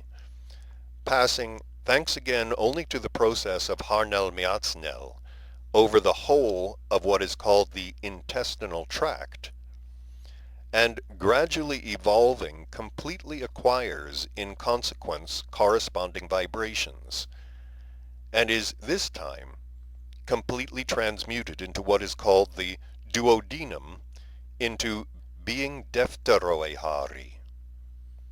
Further, a part of these definite substances of being Defteroehari go to serve the planetary body itself, and also the local Harnell-Miatznell in respect of the newly entering food. But the other part, also by means of a process of Harnell-Miatznell, of local character, continues its independent evolution and is ultimately transmuted in beings in the still higher definite substances which are called this time being Tritoehari. And this totality of cosmic substances, temporarily crystallized in the common presences of being apparatuses, which correspond in their vibrations to being Tritoehari, have as the gravity center place of their concentration in the presences of beings the what is called liver. It is just in this place of the being Ansan Baluazar that the lower Midnel In of the sacred Heptaparapashanoch is located, called the Mechano coinciding Midnel In, and therefore the substances of the being Tritoehari cannot, only owing to the process Harnel Miatsnel, independently evolve further. Well then, owing to that change in the general functioning of the primordial common cosmic sacred law of Heptaparapashanoch, this totality of substances named being Tritoehari can, in the given case, evolve further from this state only with the help of forces coming from outside. That is why, in this case, if this totality of substances of being Protoehari does not receive foreign help from outside for its further evolution in the common presences of the beings, then both this totality and all the definite centers of gravity of the being Ansan Baluazar crystallized up to it always involve back again into those definite cosmic crystallizations from which they began their evolution. For this help coming from outside, great nature in the given case most wisely adapted the inner organization of beings in such a manner that the substances which had to enter into the common presences of beings for the coating and feeding of their second being body Kesdjan, namely, that totality of cosmic substances which your favorites call air, might at the same time serve as just such a help coming from outside for the evolution of the substances of the first being food. The active elements which compose the second being food, or air, and which enter into the presences of beings also for evolution through this second being food, beginning from the nose of beings, gradually evolve with the cooperation of various processes of Harnel Miatsnel of local character, and are also transmuted this time in the what are called lungs of beings into Protoehari, but into Protoehari called astral nomonian Protoehari. And then the substances of this astral nomonian Protoehari entering into the presences of beings for their own evolution, and having still in themselves, according to the sacred Heptaparapashanoch, all the possibilities of evolving from their centers of gravity by the process of Harnel Miatsnel alone, mix with the totality of substances of the first being food, which have already evolved up to the third stopender of the sacred being Heptaparapashanoch, and further evolve together, and thus help these substances of the first being food to pass through the lower mechano coinciding Midnel In, and to be transmuted into other definite substances into being Tetartoehari. And the astral nomonian Protoehari itself is transmuted into the substances named astral nomonian Defteroehari.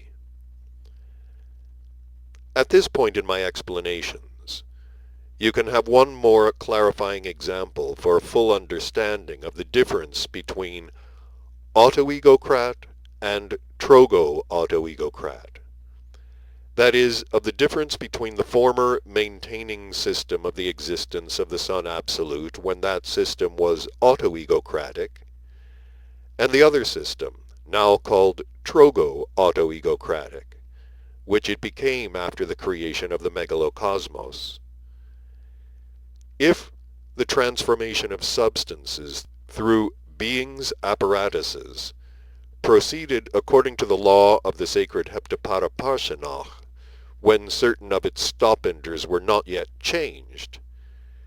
that is, as it still functioned before the creation of our now existing megalocosmos,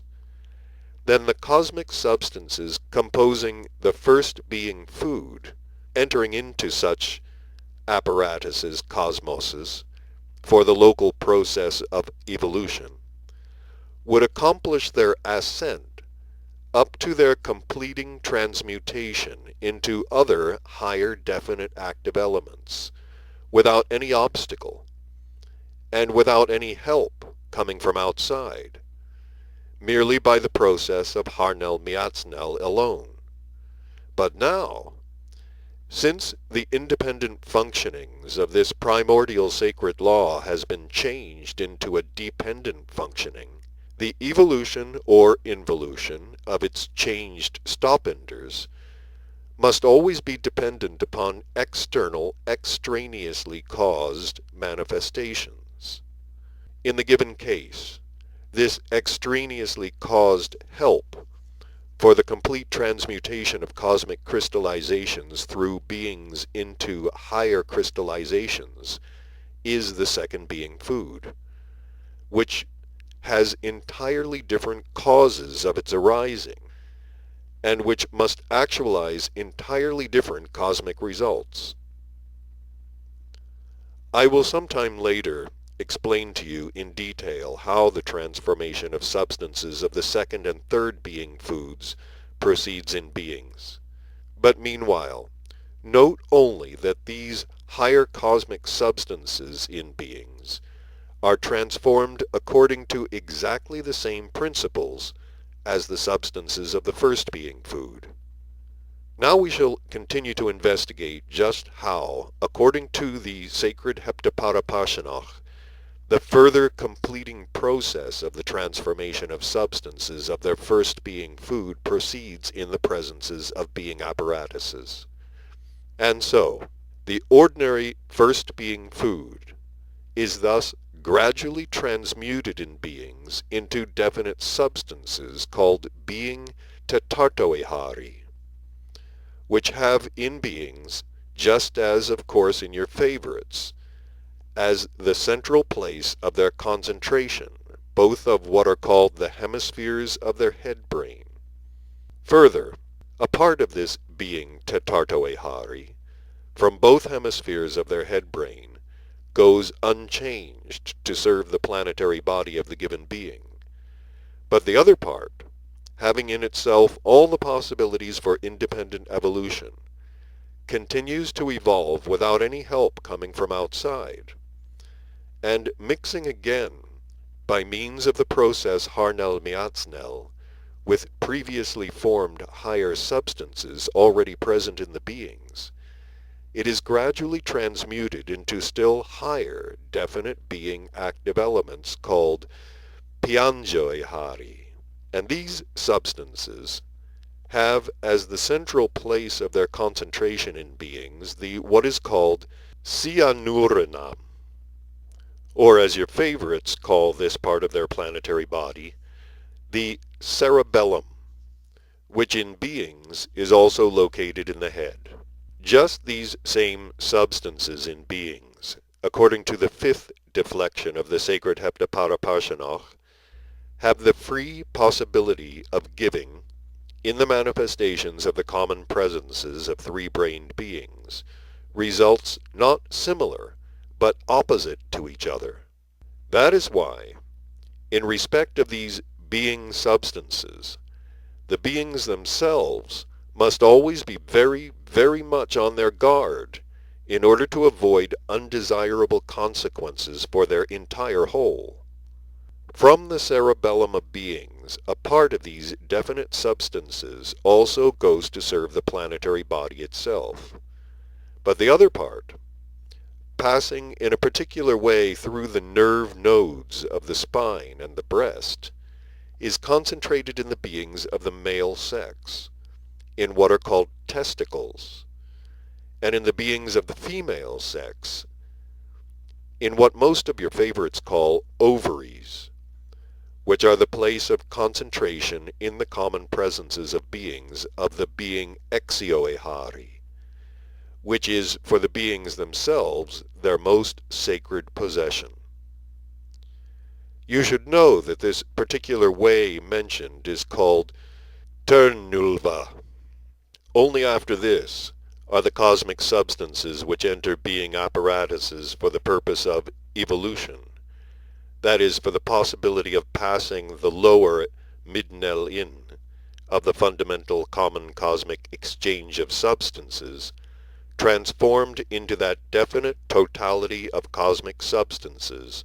which transformation is the lot of all beings in general, and also of your contemporary three-brained beings who breed on the planet Earth in particular, for the automatic justification of the sense and aim of their existence. And this totality of cosmic substances is everywhere called exioehari. And so, my boy, this totality of their first being food, which results from the evolution in these beings apparatuses, corresponds with its vibration to the last stopender of the being heptaparapashanach. And according to the particularity of this stopender, it enters the higher intentionally actualized midnel-in of the law of heptaparapashanach. And in order to transform completely into new, higher substances, and in order to acquire vibrations corresponding to the vibrations of the next higher vivifyingness, namely corresponding to the fifth stopender of the fundamental process of the common cosmic sacred heptaparapashanach, it inevitably requires just that foreign help, which is actualized only in the presences of the three-brained beings exclusively owing to those factors mentioned by me more than once, and which are manifested in the being part-dog duty. That is, owing to just those factors which our common Father Creator Endlessness consented to foreordain to be the means by which certain of the Tetarto cosmoses, as a final result of their serving the purposes of the common cosmic Irani-Ranu-Manj, might become helpers in the ruling of the enlarged world, and which factors also until now serve as the sole possible means for the assimilation of the cosmic substances required for the coating and perfecting of the higher being bodies, and which we at the present time call conscious labors and intentional suffering. Here it might as well be noticed and emphasized that of all the definite cosmic substances which are formed and in consequence are always present in the common presences of your favorites, they well know only this being exioehari, which they call sperm, and even masterfully perform with it various kinds of their manipulations. And by this name sperm, they give importance to the totality of the definite substances formed only in the presences of the beings of the male sex, and ignore, namelessly and with scorn, a similar totality of the sum of the substances which arise in the beings of the female sex. Just this same totality of substances, which inevitably always arises as the final sum in the presences of all beings from their first being food, became one of the chief causes of the fact that later, when they ceased to actualize being partic-dog duty in their common presences, and this totality of cosmic substances in consequence did not receive, according to the sacred heptaparapashanach, the required foreign help for their completing evolution into other definite higher active elements, it began to involve back in them towards those crystallizations from which their evolution began. And such involutionary processes in them began from this time to serve their common presences as factors which began to engender in their common presences the data for the arising of their innumerable what they call illnesses, and thus, on the one hand, began to de-perfect their previously established essence individuality, and on the other hand, to shorten the general duration of their existence. And your favorites, the beings of the planet Earth, particularly the beings of the present time, do not use these same substances of being exioehari at all consciously, neither for the self-perfecting nor for conscious reproduction outside of themselves of new beings similar to themselves. And these sacred cosmic substances, formed in them in such a manner, serve either only for the purposes of the most great cosmic Trogoauto-egocrat entirely without the participation of their own being consciousness and individual desire, or for the involuntary conception of a new being similar to themselves, who is without their cognized wish a distressing result for them from the mixing of these sacred substances of the two opposite sexes,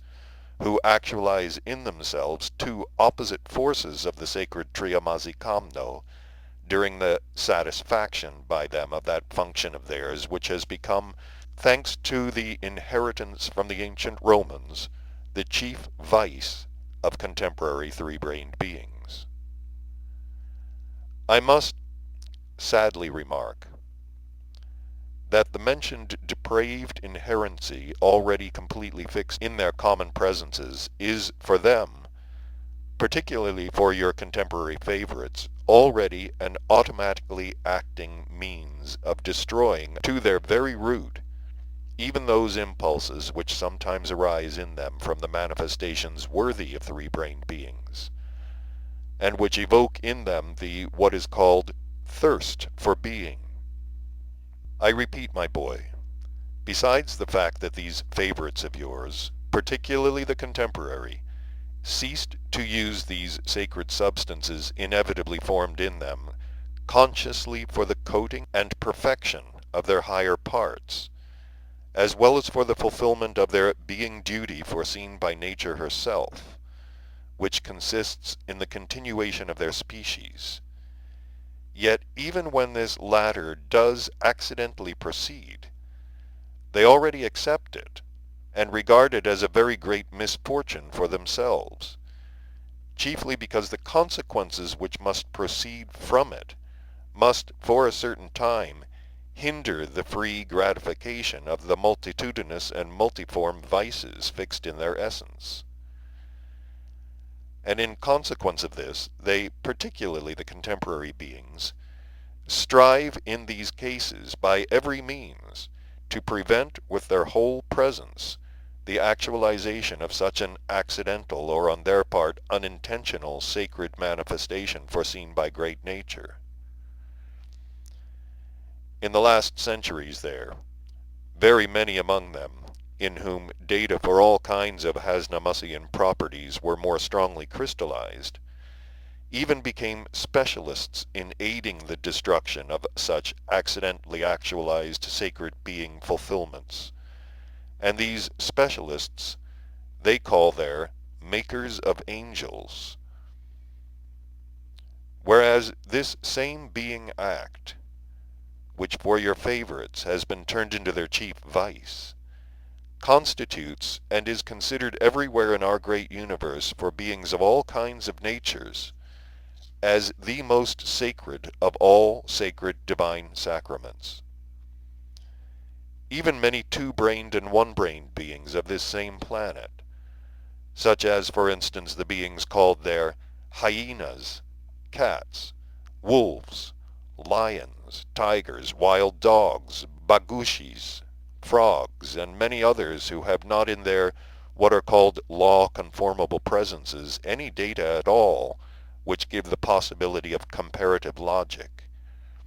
at the present time still continue, of course only instinctively, to sense this act as sacred, and manifest it only during those periods which were foredesigned by great nature for this sacred sacrament, namely, chiefly at the period of the beginning of a new completing movement of that cosmic concentration on which they have their place of arising and existence. That is, during the period which three-brained beings everywhere call the Diagnostics of the sacred sacraments of Ceruazar, and which on the planet which has interested you are called spring days. Perhaps, my boy, you do not yet know anything about the sacred sacraments of the great Ceruazar, Beelzebub asked his grandson. To this question of Beelzebub's, his grandson Hassan replied thus: "No, dear grandfather, the details of this I do not yet know. I only know that these Diagnostics are regarded among us on the planet Caritas as great holy days, and are called Helping God Diagnostics. And I know that for these great holy days the Diagnostics, all our beings, activus as well as passivus, prepare themselves almost from the end of the previous holy day, and that one lunias, before the beginning of these sacred sacraments, both old and young among us cease to introduce the first being food into themselves, and by various sacred ceremonies mentally give thanks to our common Creator for their existence. I also know that the last two of these solemn Diagnostics are considered and called among us the Diagnostics for the glorifying of the first producer of each family. And that is why, my dear grandfather, every year during these Diagnostics we all remembered and talked only of you, and each one of us strove with his whole being to manifest the sincere wish that your destiny may constantly create for you those conditions of being existence which might aid you quickly and easily to bring your reason up to the required sacred gradation, and that thereby you might the sooner finish your present ordinary being existence, personally burdensome for you." With these last solemnly pronounced words, Hassan ended his reply. "Very well, my boy," said Beelzebub. "We will talk about the sacred sacrament of the Ceruazar when we return to our dear Caritas. There I will explain to you sometime in detail where and how the sacred sacrament of Ceruazar proceeds with the substances being exioehari for the continuation of one's species, and on what occasions and in what way the mixing and subsequent results of the two kinds of exioehari are obtained. One kind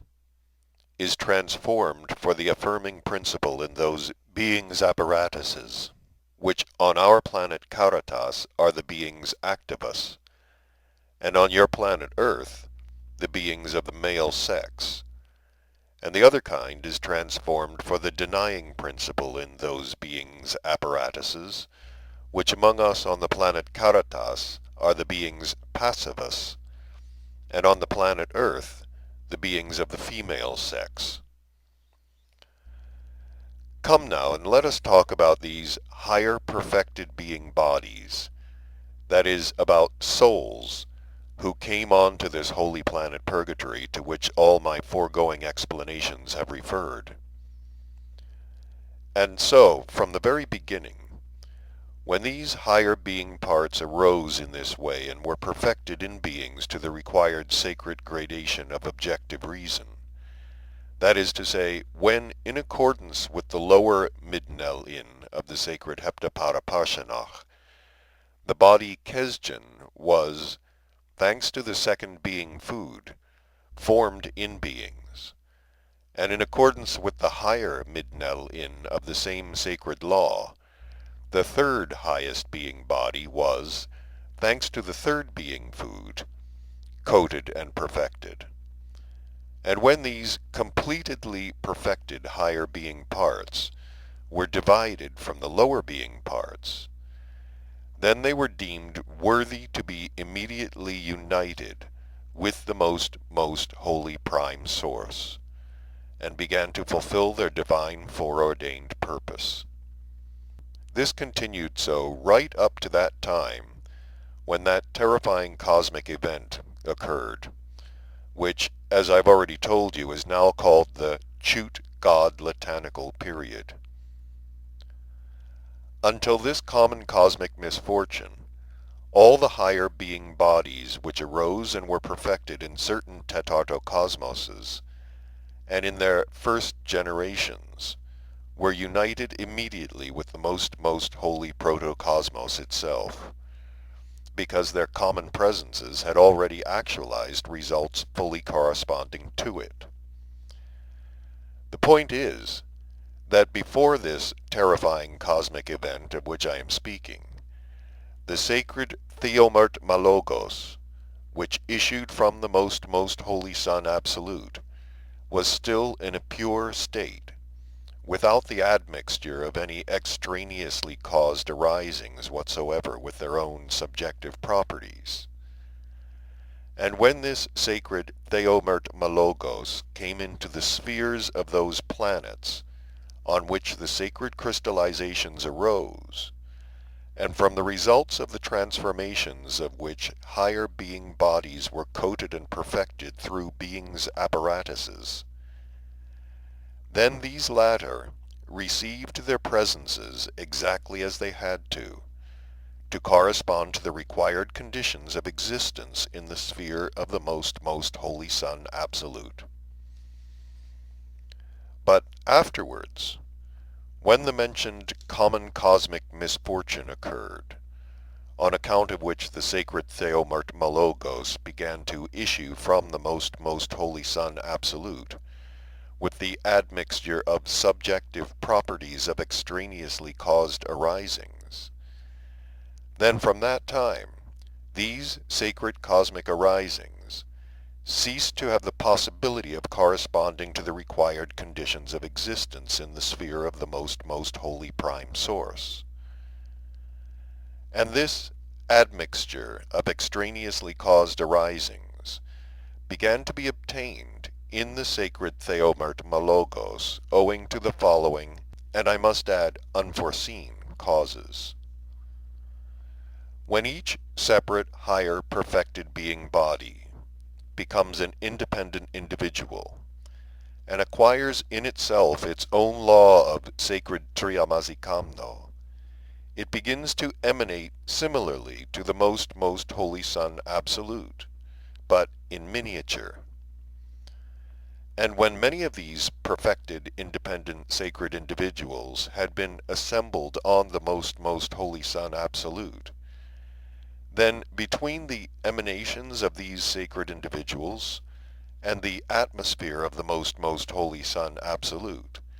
there was established what is called a geneo-triamazikamnian contact. And those results were obtained which brought on this terrifying misfortune for the higher being perfected parts of which I have already told you. Thereupon the action of the results of this geneo-triamazikamnian contact soon became harmonized with the already existing actions of our most holy Son Absolute itself. And from that time the sacred Theomert Malogos began to issue changed. But nevertheless the primary consequences of the results of this contact had already had time during a certain period to change the harmonious movement of many solar systems, and to produce a disharmony in the inner functioning of certain of their planets. It was just then that there became separated from the solar system called Clarfogo That famous planet which exists alone in space and has quite exceptional particularities, and which is at the present time called remorse of conscience. This genio-triomazicomnian contact occurred because in the atmosphere itself of the most holy Sun Absolute, various sourced unusual vibrations began, as I've already said,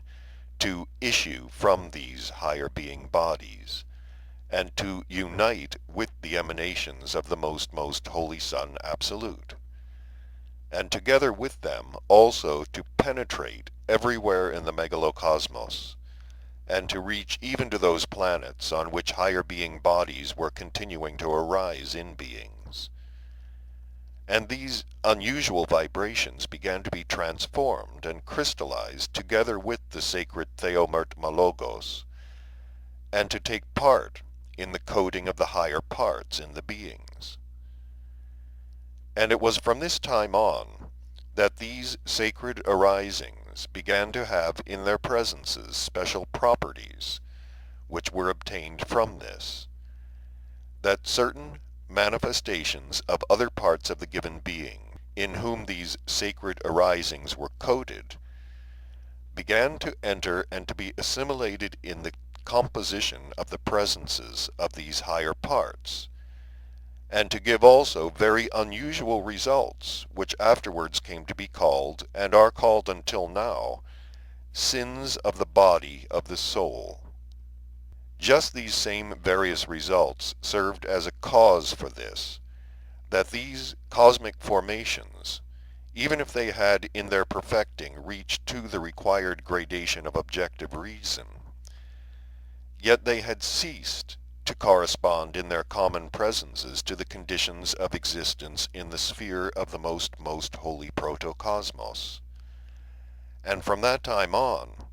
they lost the possibility of being deemed worthy to unite themselves with it. Well then, when this helpless position of these higher being bodies, who had become independent cosmic sacred individuals perfected in reason, but who were not, are considered and called among us the Diagnostics for the glorifying of the first producer of each family. And that is why, my dear grandfather, every year during these Diagnostics we all remembered and talked only of you, and each one of us strove with his whole being to manifest the sincere wish that your destiny may constantly create for you those conditions of being existence which might aid you quickly and easily to bring your reason up to the required sacred gradation, and that thereby you might the sooner finish your present ordinary being existence, personally burdensome for you. With these last solemnly pronounced words, Hassein ended his reply. Very well, my boy, said Beelzebub. We will talk about the sacred sacrament of the Seruazar when we return to our dear Caritas. There I will explain to you sometime in detail where and how the sacred sacrament of Seruazar proceeds with the substances being exioehari for the continuation of one's species, and on what occasions and in what way the mixing and subsequent results of the two kinds of exioehari are obtained. One kind is transformed for the affirming principle in those beings apparatuses, which on our planet Caritas are the beings activus, and on your planet Earth the beings of the male sex, and the other kind is transformed for the denying principle in those beings apparatuses, which among us on the planet Caritas are the beings passivus, and on the planet Earth the beings of the female sex. Come now and let us talk about these higher perfected being bodies, that is, about souls, who came on to this holy planet Purgatory to which all my foregoing explanations have referred. And so, from the very beginning, When these higher being parts arose in this way and were perfected in beings to the required sacred gradation of objective reason, that is to say, when in accordance with the lower midnel-in of the sacred Heptaparaparshanach, the body Kesdjan was, thanks to the second being food, formed in beings, and in accordance with the higher midnel-in of the same sacred law, the third highest being body was, thanks to the third being food, coated and perfected. And when these completely perfected higher being parts were divided from the lower being parts, then they were deemed worthy to be immediately united with the most holy prime source, and began to fulfill their divine foreordained purpose. This continued so right up to that time when that terrifying cosmic event occurred, which, as I've already told you, is now called the Chute God Latanical period. Until this common cosmic misfortune, all the higher being bodies which arose and were perfected in certain tetartocosmoses, and in their first generations, were united immediately with the most holy protocosmos itself, because their common presences had already actualized results fully corresponding to it. The point is that before this terrifying cosmic event of which I am speaking, the sacred Theomert Malogos, which issued from the most holy Son Absolute, was still in a pure state,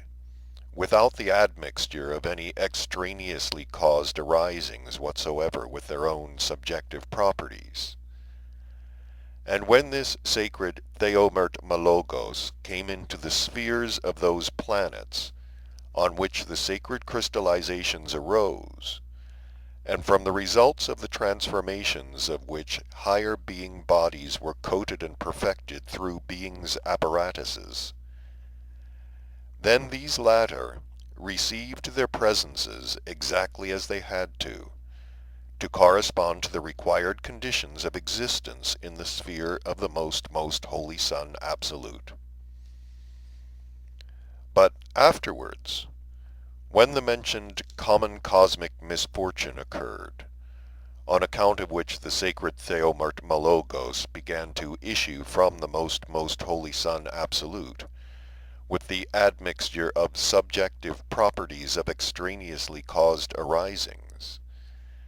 then from that time these sacred cosmic arisings ceased to have the possibility of corresponding to the required conditions of existence in the sphere of the most holy prime source. And this admixture of extraneously caused arisings began to be obtained in the sacred Theomert Malogos owing to the following, and I must add unforeseen, causes. When each separate higher perfected being body becomes an independent individual and acquires in itself its own law of sacred triamazikamno, it begins to emanate similarly to the most holy Son Absolute, but in miniature. And when many of these perfected independent sacred individuals had been assembled on the most holy Son Absolute, then between the emanations of these sacred individuals and the atmosphere of the most holy Son Absolute, there was established what is called a geneo-triamazikamnian contact. And those results were obtained which brought on this terrifying misfortune for the higher being perfected parts of which I have already told you. Thereupon the action of the results of this geneo-triamazikamnian contact soon became harmonized with the already existing actions of our most holy Son Absolute itself. And from that time the sacred Theomert Malogos began to issue changed, But nevertheless, the primary consequences of the results of this contact had already had time during a certain period to change the harmonious movement of many solar systems,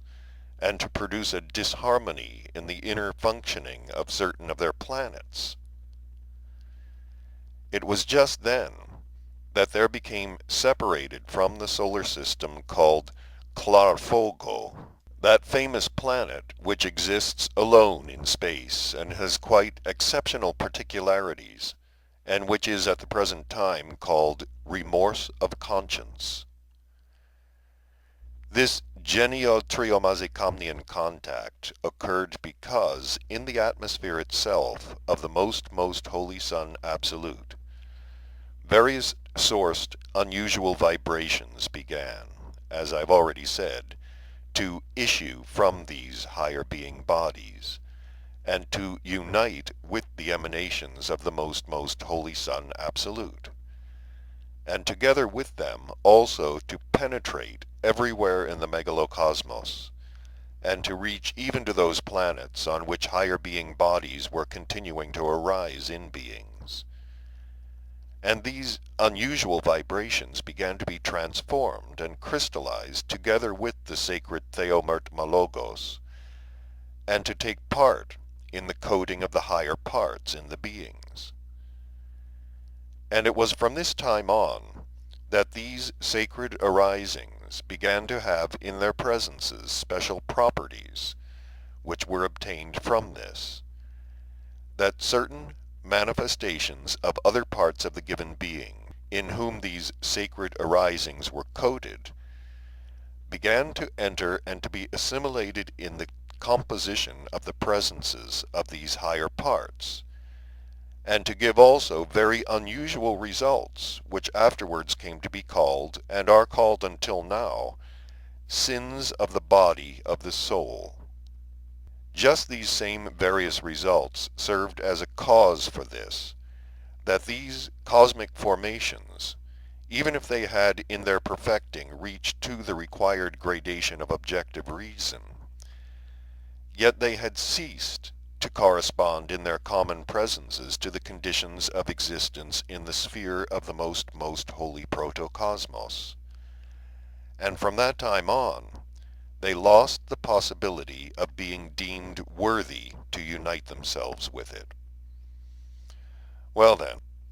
when this helpless position of these higher being bodies who had become independent cosmic sacred individuals perfected in reason, but who were not corresponding in their presences, first became apparent, our all-loving Creator, being infinitely just and merciful, quickly began to take all corresponding measures concerning such an unforeseen and sorrowful phenomenon. This grievous phenomenon of these sacred individuals put them indeed in a helpless position, because although having no possibility on account of those mentioned sins in their presences of uniting with the bosom of the prime source of the whole, they at the same time, having attained that gradation of the sacred measure of reason which brings them into subjection to the second grade cosmic law named Tetetzender, had lost the possibility of free existence on the surface of ordinary planets. Then, among the various divine measures undertaken, there followed his decree to choose the very best planet in the whole of our great Megalo Cosmos,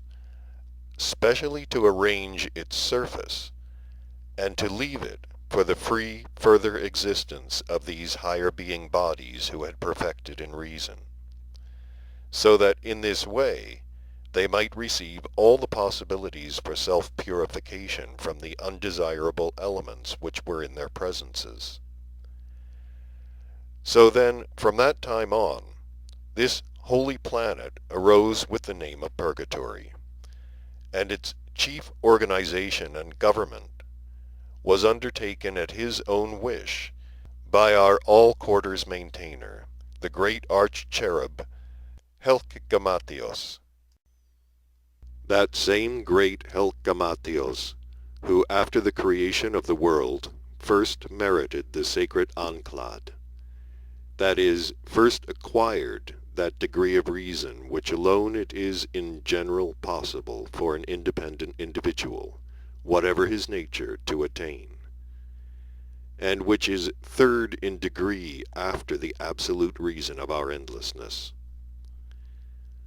Although this holy planet is indeed the very best in every respect, as you've seen for yourself, and everything on its exterior is exclusively of such a kind that it is always perceived by each independent individual, as I've already said, its kolunitsinelni,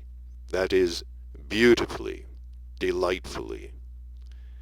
Yet to those perfected higher being bodies existing there, this is of no account, since they are always deeply absorbed in their intense work in purifying themselves from those undesirable elements which have entered their presences, from causes totally foreign to their individuality. In the common presences of these unfortunate higher being bodies now existing on this holy planet, perfected in reason to the highest limit attained by ordinary cosmic individuals, there is only this single datum, which sometimes engenders in them the impulse of hope, and that is, that they may at some time purify themselves and obtain the happiness of uniting with and becoming a part of that greatness which our omnipotent, all-just common Father Endlessness actualizes for the welfare and happiness of everything existing in our great Megalo Cosmos. Here it is interesting to notice that almost all the three-brained beings arising on all the various planets of our great Megalo Cosmos either know of or instinctively sense the holy planet Purgatory. It is only the three-brained beings arising on your planet who do not know of it.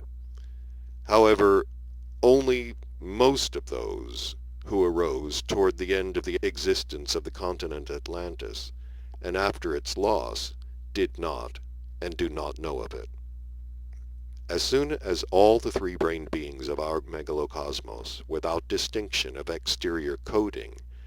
acquire any degree of self-awareness, they already begin, consciously or instinctively, to dream of going on to that holy planet,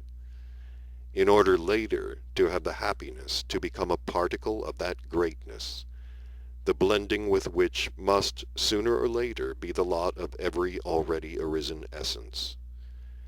And three-brained beings who have attained to an already greater self-awareness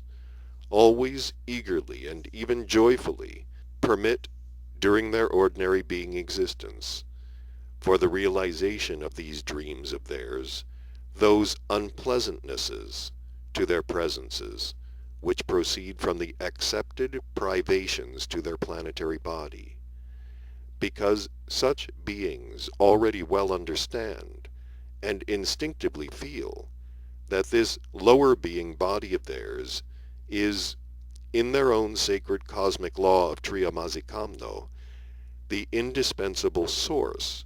for a certain kind of denying manifestation, and as such, of course, always must and will manifest only as denying for their affirming part. That is, that the manifestation of this lower part of theirs must obligatorily be always opposite to what is required for them by their higher being part. In other words, every wish of the planetary body is taken as undesirable for the higher divine part, which has to be coated and perfected. And therefore, all three-centered beings of our great megalocosmos constantly carry on a relentless struggle against the wishes of their planetary body, so that there should be formed in them, in this struggle, from the what is called dispute Kryalnian friction, those sacred crystallizations from which their higher divine being part arises and is perfected in them. In this constant struggle of theirs, the equilibrating harmonizing principle is their second being body, which in their own individual law of Triamazikamno represents the neutralizing source. And therefore, this second being part always remains indifferent to their mechanical manifestations. But for all their active manifestations, it always tends, according to the second grade cosmic law, urdek plifata, to unite with those desires of which there are more, whether in one or the other of the two mentioned opposite being parts. As I've already said, in the beginning, that is to say before the loss of the continent Atlantis,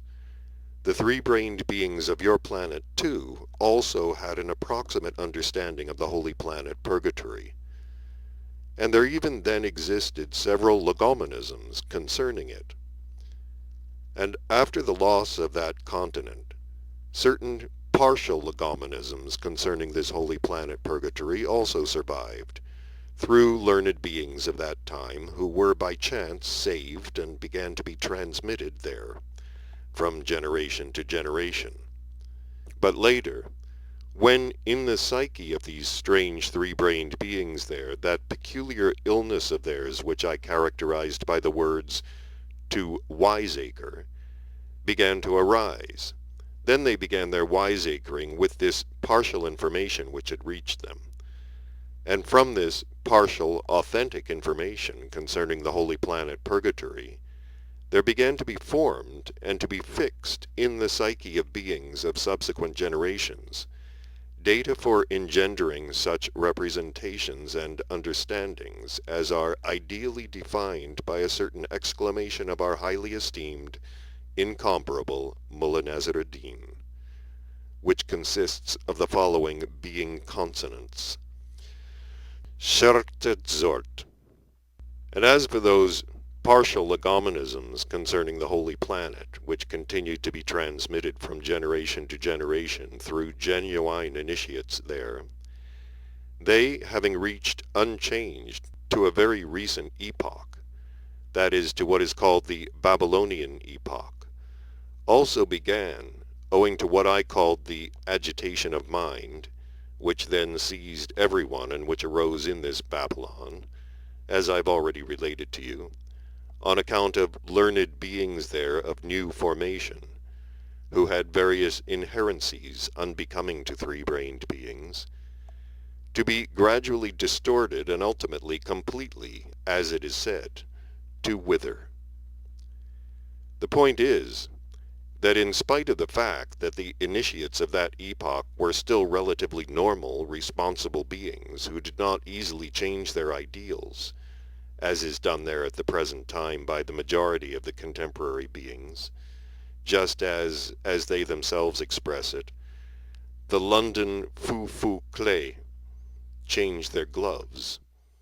Yet during this period, the psychosis which seized all these strange three-brained beings of finding out at whatever cost whether they had a soul and whether it was immortal, was so strong and widespread that this unhealthy need of their psyche stirred and infected the minds of even the genuine initiates there, and they, having fallen under the influence of this psychosis, mixed into the legomenisms concerning the holy planet Purgatory, and handed down such a kabur shubur that the tail of our Lucifer from pleasurable emotion turned a shade of what is called the color tango. The confusion of the minds of the initiated beings of the planet Earth of that time occurred, in my opinion,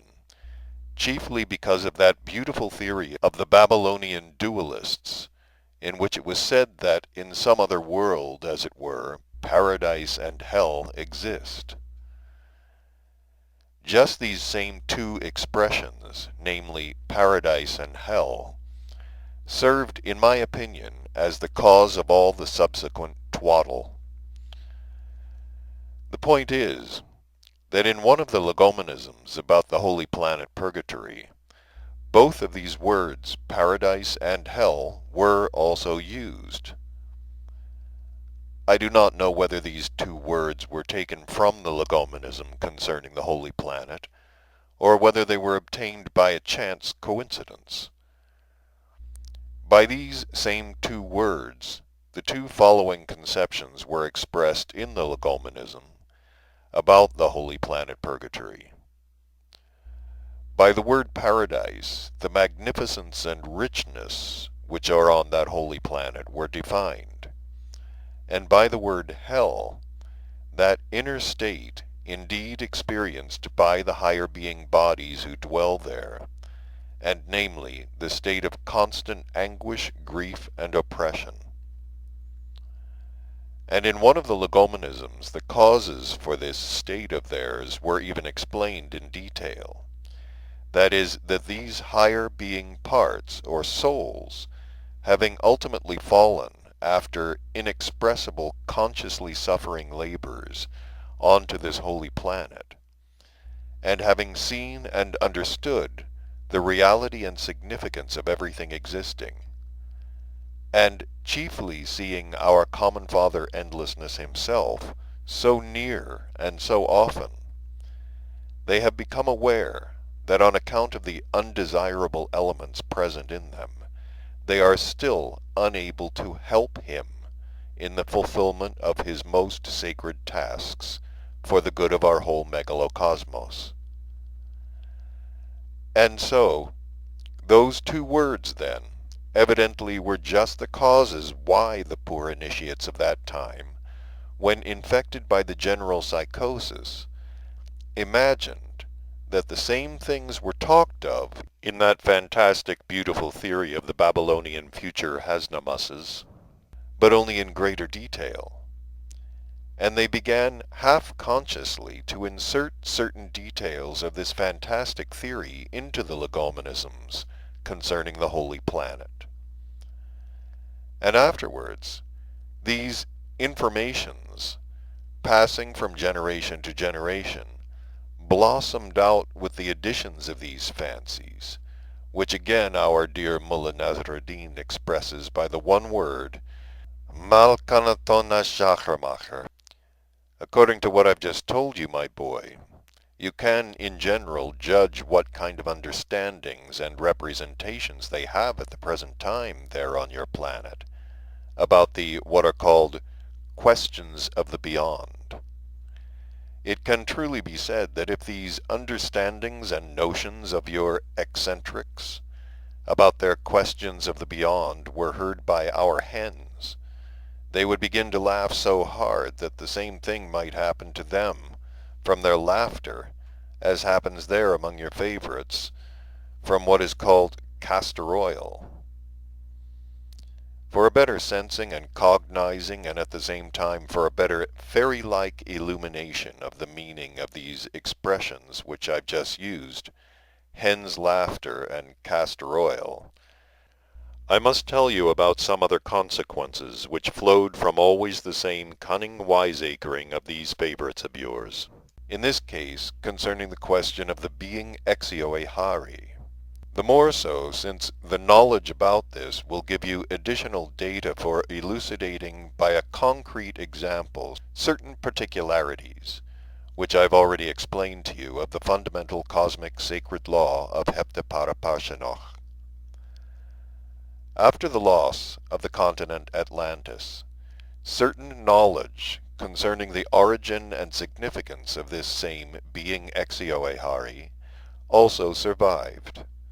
And this knowledge also began to pass from generation to generation.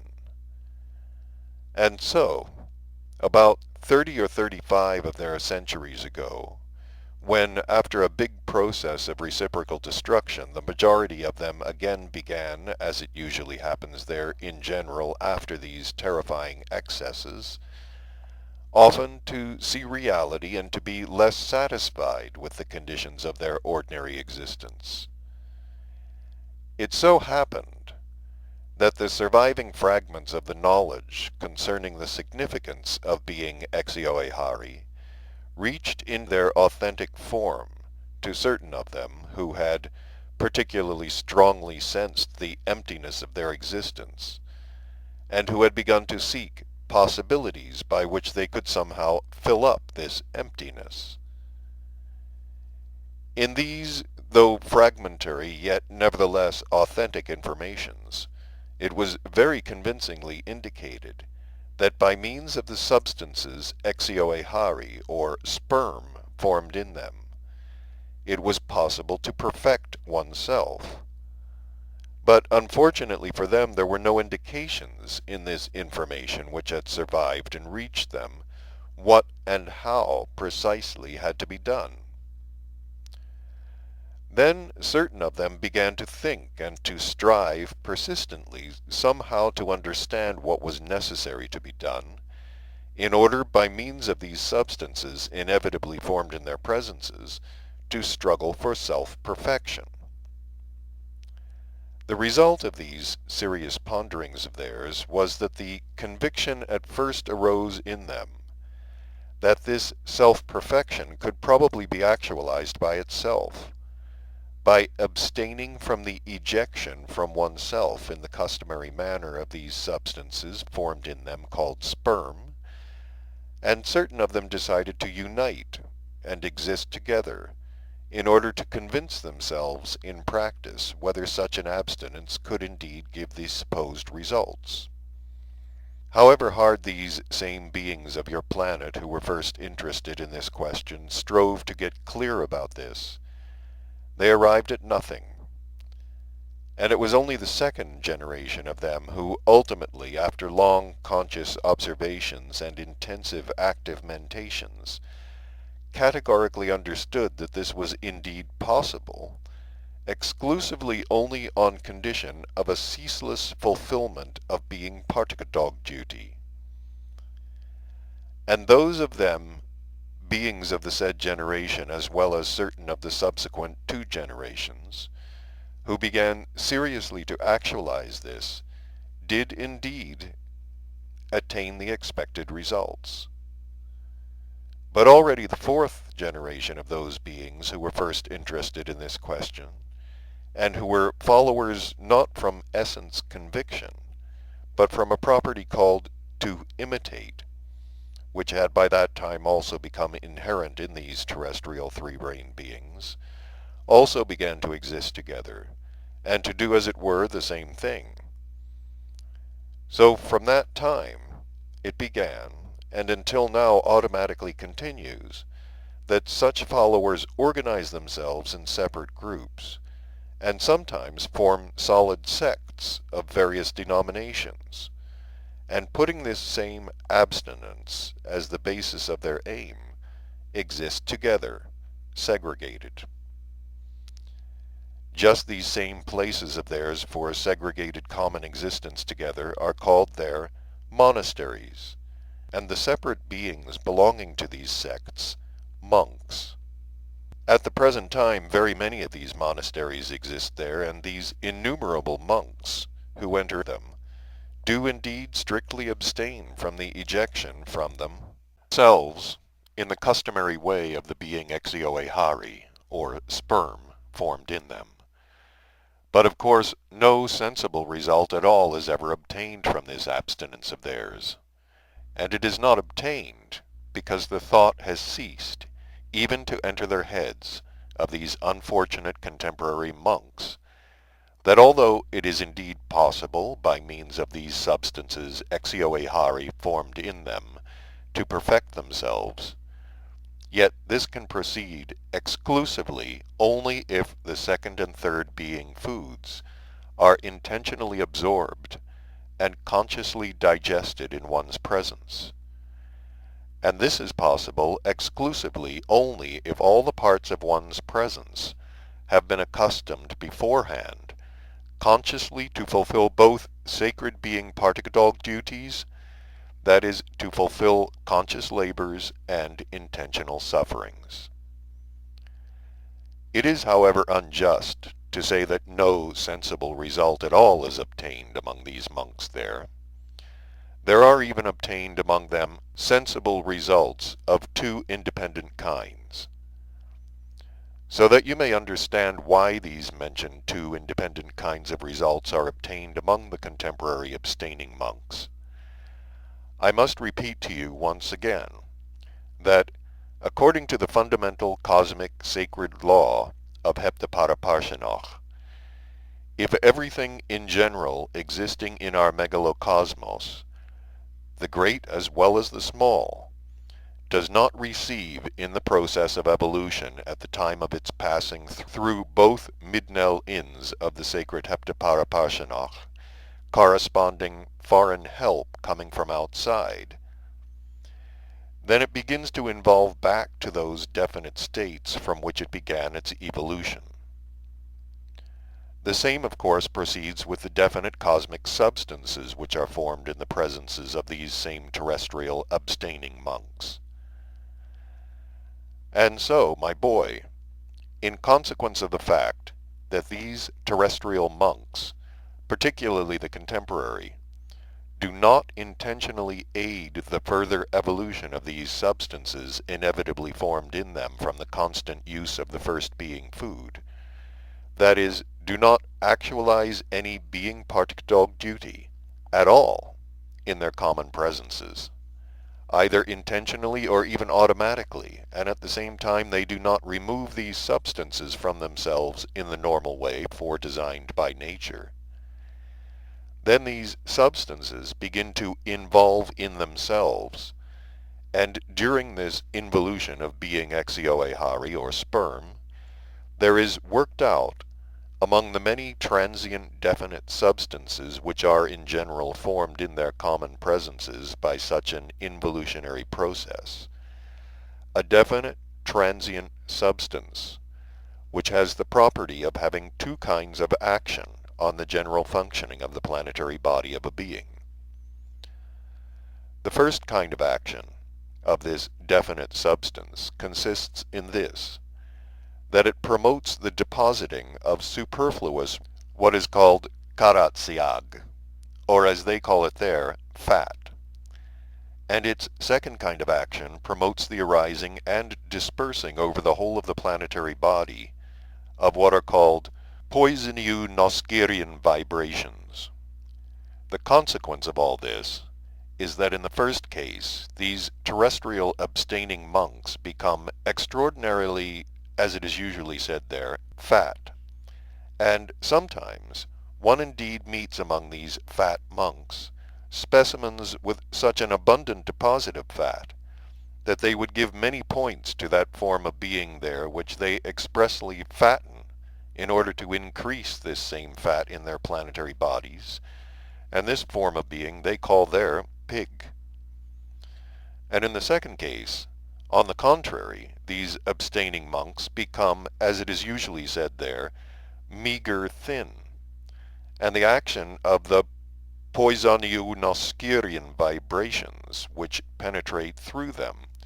is chiefly evident in their general psyche, which becomes sharply dual,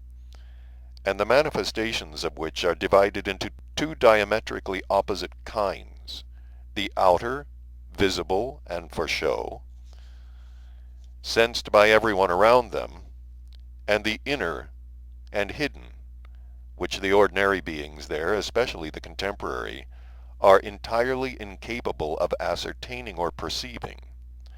Namely, in their outer visible manifestations, these poisoniu noskirian monks appear to be what your favorites would express as bigots of a high degree, and in their inner hidden manifestations not shown to others, what your favorites would call expert cynics, also of a high degree. As regards the causes why poisoniu noskirian vibrations are obtained among certain of the abstaining monks from the involutionary process of the exioehari, instead of the deposit of fat, there exists one very detailed theory about this, worked out by certain, as they are called, Catholic monks, who several centuries ago proved in great detail that this proceeds because in the first year of their existence these same thin monks very zealously occupied themselves with that occupation from which pimples, known even to medicine there, generally appear on the faces of young beings there. For a full representation and understanding concerning the significance of this kind of abstinence among contemporary monks there, it remains for me to add that of which I became convinced during my last sojourn there among them, and namely, that already, thanks only to the consequences flowing from the involutionary process of the exio-ehari, the fixation of various consequences of the properties of the organ kundabuffer in the common presences of these unfortunate terrestrial abstaining monks has become greatly facilitated and has in consequence increased. At this point in his narrative, Beelzebub was interrupted by a ship's servant, who gave him a laito chambros, which he put to his ear, and began to listen to its contents.